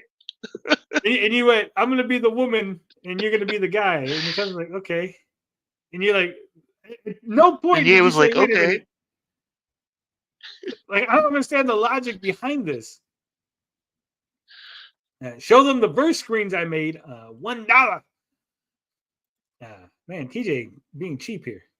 It's funny because he's fat. I'll show him after the Kanye thing. Press X and Y to doubt. That is gay. Gay. Cousin by marriage. You gay. Oh, that's a good question. There's not a question. A cousin by marriage would be a step cousin. Like a cousin is your Oh, blood. well, step cut. Oh, okay. You're saying. Oh, okay. Like it's step his cousin. Like you could have an aunt by marriage or an uncle by marriage, right? No, this is like his cousin. It's Right. like he's related to this person. Well, in Pornhub, all the step stuff's okay. You see. So. Now I don't know if it's okay. It's not incest because it's fake, but it's still fucked up. Ye says it's okay. Kanye, who shares kids in North, St. Chicago, and Psalms with ex-wife Kim, first opened up about his alleged incestuous relationship in a message teasing cousins in its accompanying music video. This song is called Cousins, about my cousin that's locked up in jail for life for killing a pregnant lady for a few years after I told him we wouldn't look at dirty magazines together anymore. And the Yeezy founder, now married to Bianca Sensori, went on to say that he felt responsible for engaging in the activity with his relative, who he has not identified. Perhaps in my self-centered mess, I felt it was my fault that I showed him those dirty magazines when he was 6. And then we acted out what we saw. What? He also provided context on when he allegedly found the X-rated publications that sparked his sexual curiosity, saying, "My dad had Playboy magazines, but the magazines I found on top of my mom's closet were different." Oh God, like Playgirls or whatever. I don't look. I have no fucking clue. We're talking. He was like 14. He's 47 now, so he's like 3 years older than me. So we're talking like 19. It's like 80s, 89, like 90. Yeah. I mean, unless his mom had some like really underground like shit, like mainstream, like Right. even Playboy, like Playboy is Yeah. dirty, is like naked women, but it's like tasteful. Like if you took Playboy compared to like Penthouse, like it's like night and day. Or like, Hustler. like like what they show. Yeah. It's still gay. So yeah, it's crazy.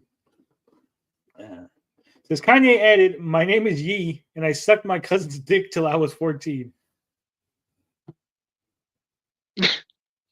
So when did it start? On the track, Kanye raps, "Heated by the rumors, read into it too much. Fiending for some true love. Ask him, what do you love? Hard to find what the truth is, but the truth was that the truth sucked. Always seemed to do stuff, but this time it was too much." Is this all the same song, or is this all like different now? Either way, that's crazy. Like, That's pretty fucked up. no wonder why he messed up, huh? Yeah, it's like when you think there like isn't any more like layers to this onion, like he just like unravels some more. It's so fucked up. Could this be like, okay, so Kanye's like crazy, right? So do you think this is all like his cousin was 6? He didn't say how old he was when the cousin was 6. He's like being fast and loose with like what's the truth. But do you think this all could be a work? Do you think he could just be lying? He's like going to come out like in a week and be like, "I didn't suck no cousin dick. Y'all stupid for thinking I sucked some guy's dick." Right. It's anything's possible, man. I mean, because he's like, But that "I just hate seems like a Jews." weird way to do it. Well, I'm saying like he went out. Let me get my like, name out there again. He's like, "I fucking hate the Jews. The Jews suck." And then like a week later, he's like, "I just watched that one movie, 21 Jump Street, and I love, in fact, I love the Jews." And he's like, Then 2 weeks later, he's like, I just saw 22 Jump Street. Fuck the Jews again. I hate them Jews. Oh yeah, he's fucked up, man. Like this seems like something like he's gonna be like, how stupid was you to believe that I actually sucked my cousin's dick? Like maybe it's just like my refusal to think that this is true. Like it's so stupid and so like fucking beyond the pale that I just don't want it to be true. Right? Like I just hope.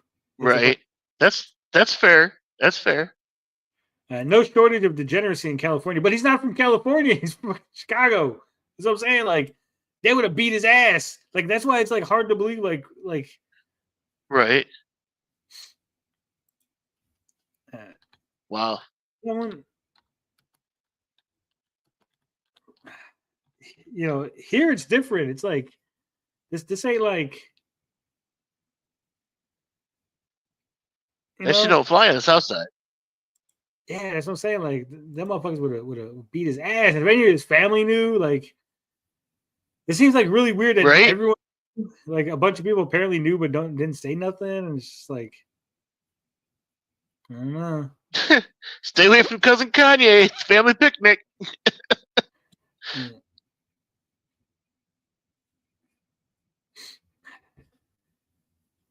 Just weird. It's just weird. I mean, he came here to Chicago when he was 3. And again, like, he was from Atlanta, but he moved to Chicago when his parents got divorced. But was his mom's family from Chicago? That's why his cousin was here, right? Like, I don't fucking know. I just hope it's not real. I hope he's fucking lying. I know he did also, like, file for, like, sole custody of his kids. So, it's crazy. All right. Let's check this game out. Super Robot Wars. Why?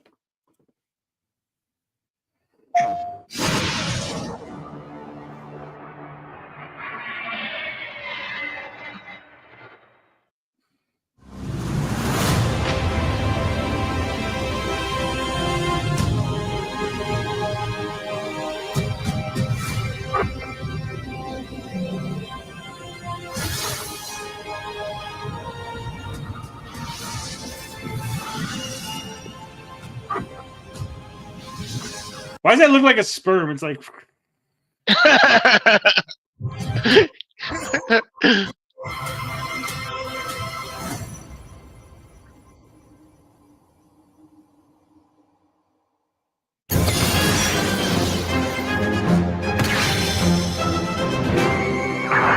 at it, they got Reading the Brave.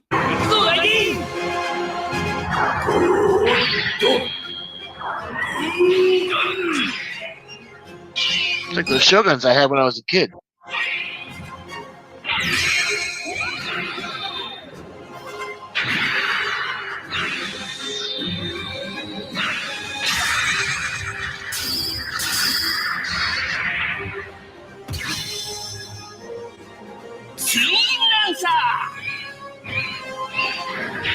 Like the amount of series that they get in these fucking games is ridiculous, and that's why they usually don't come over to America because all the fucking licensing shit. Oh, right.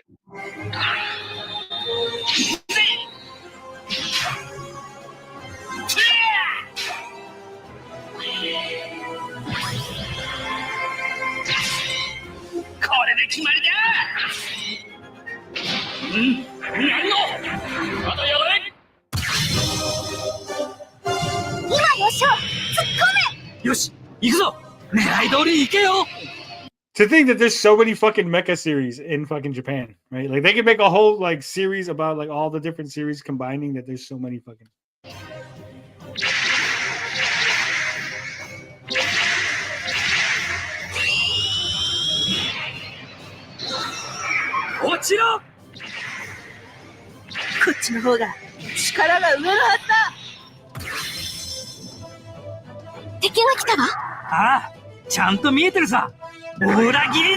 Oh, to be there.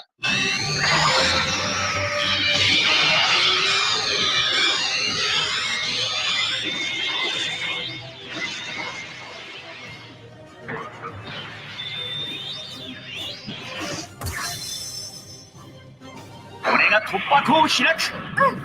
タワならやれる。突破する。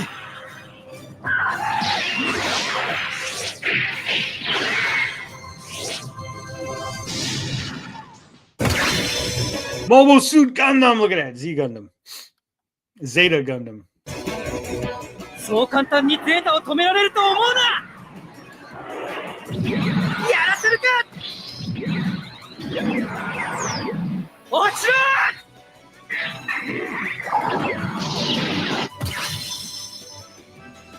ニューガンダムで仕留めてみせる。当たれ。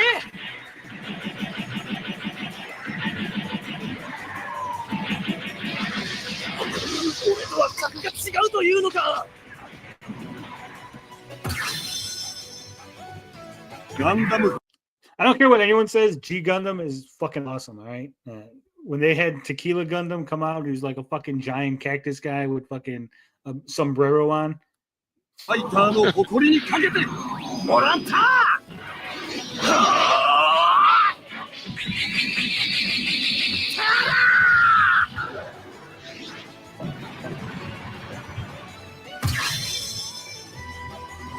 攻撃対象確認。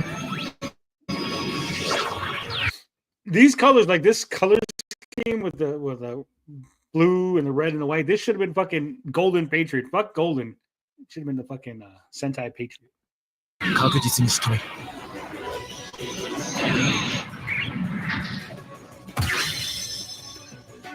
俺たちの明日を壊されてたまるか。叩き切ってやる。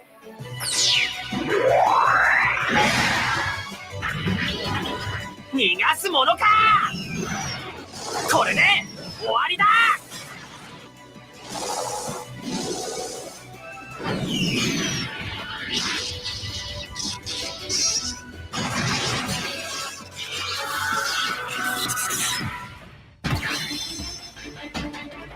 正義のマジンカイザーの力を見せて。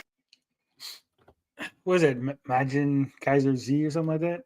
But look at, so these guys are all super deformed, right? But they're still like, you can still see who they are. They're still the exact characters, right?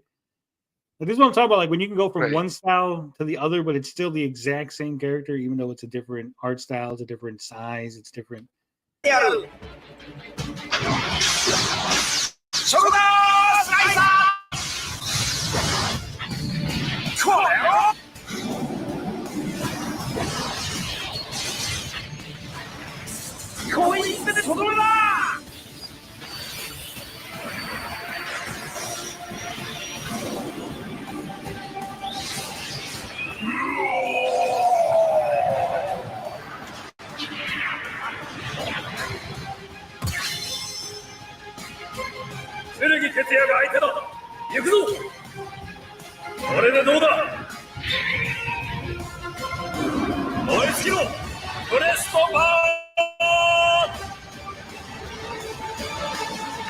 Burn to ashes, breast burn.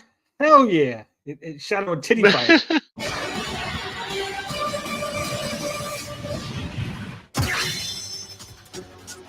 生き延びるためには戦うしかないんだ。接近戦で勝負。A lot of fucking series so far. ここからだ。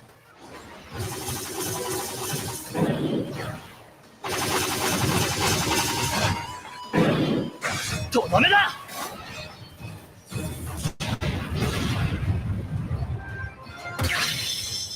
Code Geese? 悪いけど負けられないんだよね。邪魔はさせない。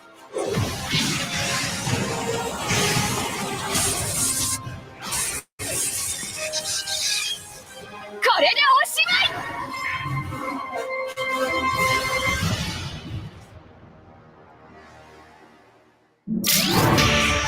New to Super Robot Wars series on consoles. Get a Robo. Look at that. よっしゃ出てきたぜ。ゲッタートマホーク。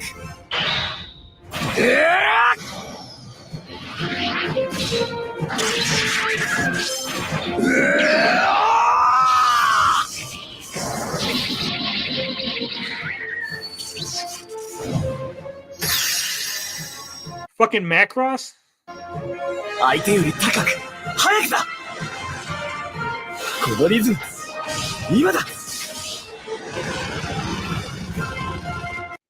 I don't know if you know this, but fucking what's his name? Jetfire from Transformers is actually based on a Macross plane. Oh, okay. I mean, that makes sense.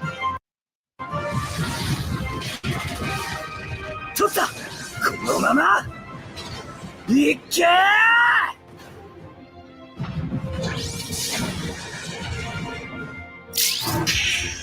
New Mobile Suit Gundam, The Witch from Mercury, Season 1. 私とエアリアルは And you can tell what I like about Gundam is like no matter what series it is, the head, right? Like everything else is different, the body, the arms, and everything, right? But the head, this is like an iconic, like boom. Once you see that, like you're like, it's Gundam, it's fucking Gundam, right? Right. こんなのに負けません。逃げたら一つ、進めば二つ。行くよ、みんな。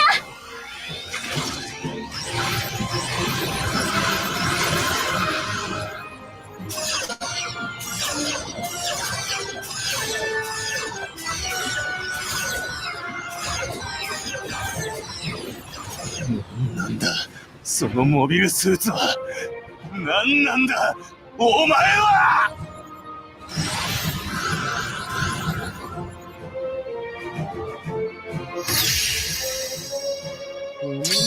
Gridman!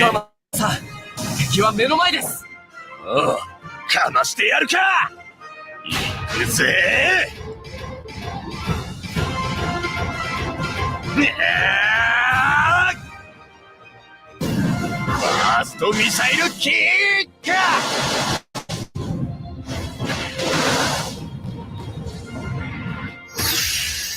Godzilla? What? 準備は万端です。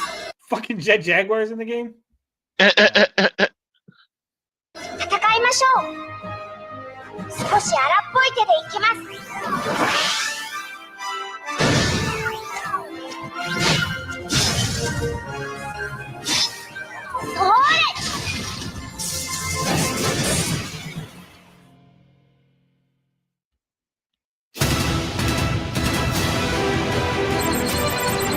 Wow, this is a 13-minute video. I didn't realize how long this shit was. I know, this is like keeps going and going.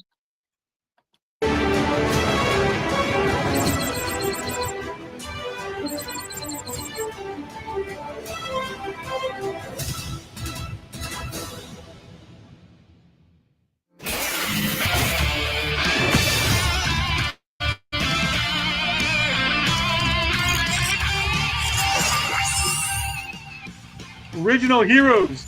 Look at this. 伊達におぼろを名乗ってはいない。総流が逃さん。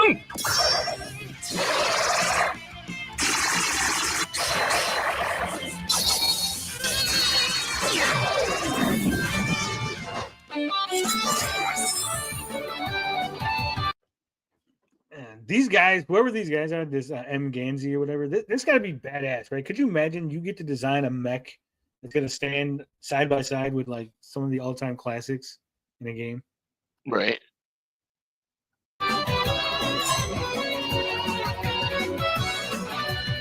Ninja のやり方見せるよ。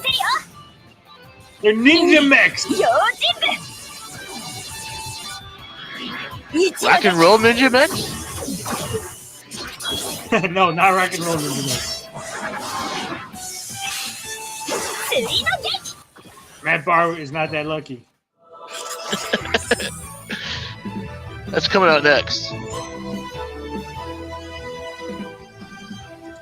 道を切り開くのがエアデントの役目です。 VLS オープン。発射。これだけのミサイルならば。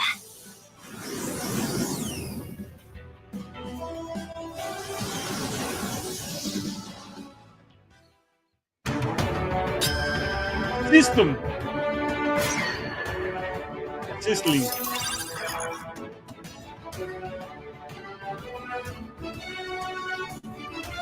Oh no, look at the lollies, bud. Lollies. Lolly, lolly, lolly. Get your adverbs here. Oh my god, that's so fucking old. That's how old I am. But I'm down for some Super Robot Wars. I'm ready. I'm ready for it. All right, we're gonna watch. Should we watch one Sturgis video and then go? It's up to you, bud.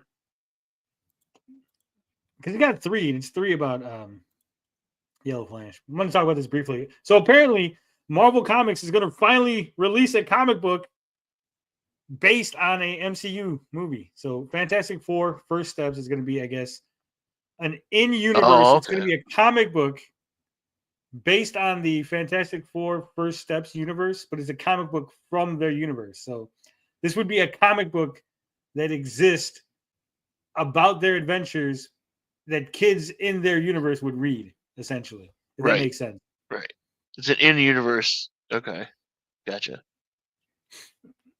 Because I know, like, way back in the gap in Marvel, like, one of the things that the Fantastic Four, like, supposedly to make money, they licensed their images and stuff to a comic book company. So they would have comic books, technically, in the Marvel universe about the Fantastic Four, right? Right. And there's an issue where the Thing is fighting a character called Goody Two Shoes, and, like, he gets his ass whooped, and then, like, you see the pages close and things like, that's not how it happened. And, like, he goes down to, like, the office. He's like, this bullshit. This is not what happened. He's like, that guy came at me, and I just, like, hit him with my finger because, like, his little, like, shoes were, like, no match for me. And they're like, yeah, but that's not exciting for a comic book. He's like, just bullshit. It's like Ben Grimm's, like, all mad. They're writing the comic, like, he's getting his ass whooped by some, like, nobody guy. Right. But I don't know. Is this going to be good? Matt Probably Fraction not. is writing it. I'm saying good as far as, like, is this going to get people excited for the Fantastic Four? Is this going to have, like, is it going to have important lore? I Like, don't if you know. don't read this, you're going to be lost. Like, you can't put too important lore in this because a lot of people that Right. are not going to watch the movie, right? Or a lot of, like, movie watchers aren't going to necessarily want to buy the comic, right? Like, the normies. Right. As you can see, I don't it's know. like I homage just to the original cover. Right. right. Go ahead, what do you say?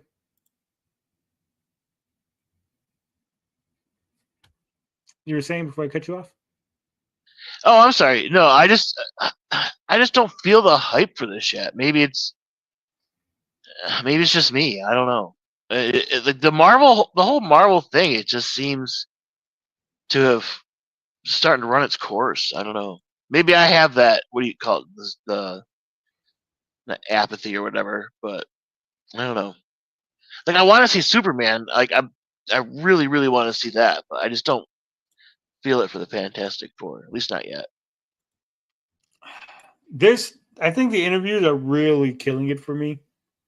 I was kind of hype, but then, like, Johnny Storm, they interviewed the actors, and, like, the Johnny Storm actor was like, Oh, yeah, you know, like, Johnny's, like, usually gets portrayed as, like, this womanizer and stuff. And, like, I don't think that's sexy anymore. I don't think that we're going for that kind of interpretation of, like, Johnny being this, like, crazy, you know, like, self-centered, yeah, Playboy.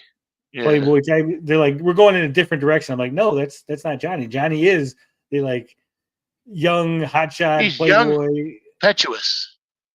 Yeah. And then, like, Sue Storm talking about, like, well, Sue's not really a doormat. You know, she's like a more strong female character. And I'm like, that's not really what the 1960s Sue Storm was, right? Like, No, she was the heart of the team. I mean, she's what kept them together. You know, she was. I don't know, man. That's yeah, but also, like, she was a doormat because that's like, look, I understand societal norms and social things have changed, but if you're going to take something, it's like, I hate when they do this, when they go, we're going to set this in, like, 1940, and then, like, some woman's like, you can't talk to me like that. And, like, everyone's like, you're right. Women are equal to men. It's like, this is 1940s. Like, no one's thinking that, right? Like, right. Like it's like, oh, we're going to set this back in, like, you know, the Civil War era, and someone's like, black people aren't slaves, and then suddenly, like, all the, like, white guys are like, wait a minute, you're right, we've been wrong this whole time. It's like, no, like, that's not what would happen, right? Like, No, all the people working on my plantation are freedmen. Yeah, that's Yeah. a ticket. So it's like, no, it's like they did that shit in fucking what was it? DC's The Things of Tomorrow. What the hell is that? The time travel show. What the fuck was it? In the Arrowverse. Legends of Tomorrow, right? The Legends of Tomorrow. Oh, yeah. And they would like do stupid shit like that. Like, no, like black people are just as good as white people. I'm like, yeah, we know that, but like you're like a modern person in like 1940. Like, you're not convincing the world. I don't care what kind of show this is, right? Like, then they did that one cringy episode where like they had to protect Obama. I was like, oh my god, this is so retarded. In conclusion, this is dumb, and I don't think this is going to work. I think this is a bad idea. No. I think you've gone too long in the MCU before doing this for people to like care about it now, right? Yeah. So, Agreed. the videos are really long, so we'll hold off. We'll do Sturgis because we did a lot of Yellow Flash. We'll do Sturgis, maybe Monday on Detractor Kings, right? There you go. That's a good call. So we're just gonna do the ask us anything from the members, and then we'll call it a night. We got 6 questions. And we'll get out of here. Get out of your hair. All right. It says, how do you start networking with artists and others for your comic when you first started it? How did you start networking with artists and others for your comic when you first started it? Okay, for me, I didn't. Okay, so when we first started the comic, Finbar and TJ were already on panel, and we were already within this ComicsGate sphere, right? I already was criticizing Eric July and stuff, so people kind of knew who I was. And the audience was like, well, if you're so smart, why don't you make a comic? And then I was like, well, okay, I'll make a comic, right? And we started pitching ideas. And when I did that, Finbar was like, well, I could kind of draw. And I was like, well, fuck it. Like, we'll have Finbar draw it. And then TJ's like, well, I could ink, right? And eventually Finbar recommended Ben for coloring. So, because originally we were going to have Potion color it, but then he was like, really not. I don't think he was feeling it, the project, as much as the rest of us. So for us, it just all fell into place. Like there was already people there. Like when we were talking about comics and stuff, like people like Jimmy would come around. And so Jimmy's like, oh, I really want to do a comic. I really want to do something for you guys. And I was like, all right. So we got Jimmy to do a cover. And then like Liam would hang around and we'd like talk with Liam. And I was like, oh, let me get Liam to do something for us. And Jian Wong showed up. He's like, he had done some work for Clownfish. So I was like, all right, we can get you to do some stuff. And they're like, Zombie Boy's going to do issue 2 if there is an issue 2. There will be an issue 2, I'm just saying. If so yeah, for us, it just all clicked. Like we started talking about comic books and Eric July stuff, and naturally people just came here. But if you're looking for advice as how you can do it, which is I think what the question really the heart of the question is, right? I would say get out there and talk to people. Whether it's watching streams like this and then getting in the chat and talking with people, or going like Ethan's chat, talking to people, other people's chats. They're talking comic books, ComicsGate, ComicsGate adjacent people. Katie Did's channel is good for that, right? Reach out, have discussions, talk to people, be friendly. That goes a long way. All right. Matt from Cleveland says, when my business be struggling, how can I see success and start building trust from my pay pigs? I bought forklifts for the warehouse and got bills. I started selling my shoulder hair for furniture stuffing as a side hustle. Once a week, Amish family pull up a buggy and shear me like a sheep for $20. Every day I ask God for the strength to carry on. I think how you can see success is by what it is what you need to do is be like you got to peep game, right? So what you do is you peep game, and then you got to realize that views don't equal sales. So even if you get no views, you can still get a lot of sales because Mark Miller does. And that's what it'd be like and what it is. Kid Berman says, Tom or Jerry? Well, I will ask you, Altoy, what do you think, Tom or Jerry? Oh, I'm Team Tom all the way.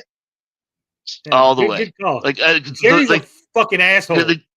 Fuck Jerry. He is. Jerry is such a dick. And like the once in a while where Jerry actually gets his comeuppance, those are the best episodes. Just saying. Fuck Jerry. Do the opposite of Frog Tony's advice. Trust me, I am a doctor. Yeah, Jerry's just a little asshole. Why does Vito behave the way he does? He's clearly got emotional problems. Should he get therapy? Yes, he should get therapy. I don't know why he does there's some sort of deep-seated need for acceptance. I think Vito seems to have an issue with where people like him. He doesn't care that they like. If you watch The Office, right? You ever see The Office where like Michael wants the approval of people who don't like him, but like the people that do like him, he like doesn't care. He's like, get away from me. I don't like you. Like you're sucking up to me, so you're dead to me. Oh, you hate me, so I gotta like do everything to get your approval. I think Vito's that same attitude, right? Yeah. Says, which anime do you like more, Dragon Ball or Naruto? For me, Dragon Ball. I've never actually watched Naruto. What about you, Altoy? Never seen either. Oof. Like I am like anime is just not my thing. Like the only anime I know is like the stuff from the 70s, late 70s I watched as a kid. You know, like Battle of the Planets, that kind of stuff. Battle of Planets is dope. What are your new guesstimates for Mighty Golden Patriot? My first guess was 1.5 million when Riververse was still making 7 digits. My new guess is now 400,000. Yellow Flash should have crowdfunded 2 years ago. Ooh, I don't even think he's going to hit that, to be honest. We're looking at the numbers. He's at 48,000 right now. I would guess my new guesstimate 200,000, maybe. Right. If he gets a bump somewhere from like FNT or those guys. Well, it's got a long tail, so yeah, I don't know. Jay got like 100. If he makes less than Jay, that'd be something. All right. I think I had a couple of polls. Let me see. Did I have any polls?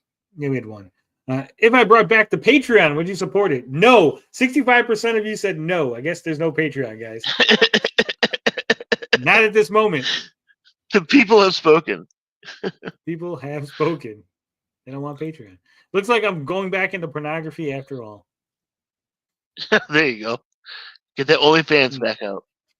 That Only Frogs is coming soon. Oh, I gotta show this reverse screen, right? Thank you for not reminding me, TJ. I reminded myself. I don't know. Did you see the Eric July versus screens they did? Some of them, yeah, I think I did. On Twitter, right? No, sure on TJ, not TJ's. I'm talking about the Eric July ones. Eric July actually, he did like, what if Rippaverse did a game? So what it is it would be like this. Okay. And then, so TJ did his own version of those.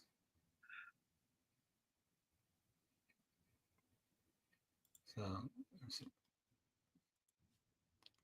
and TJ, he drew these all by hand. And TJ said, okay. See if you can name all these characters.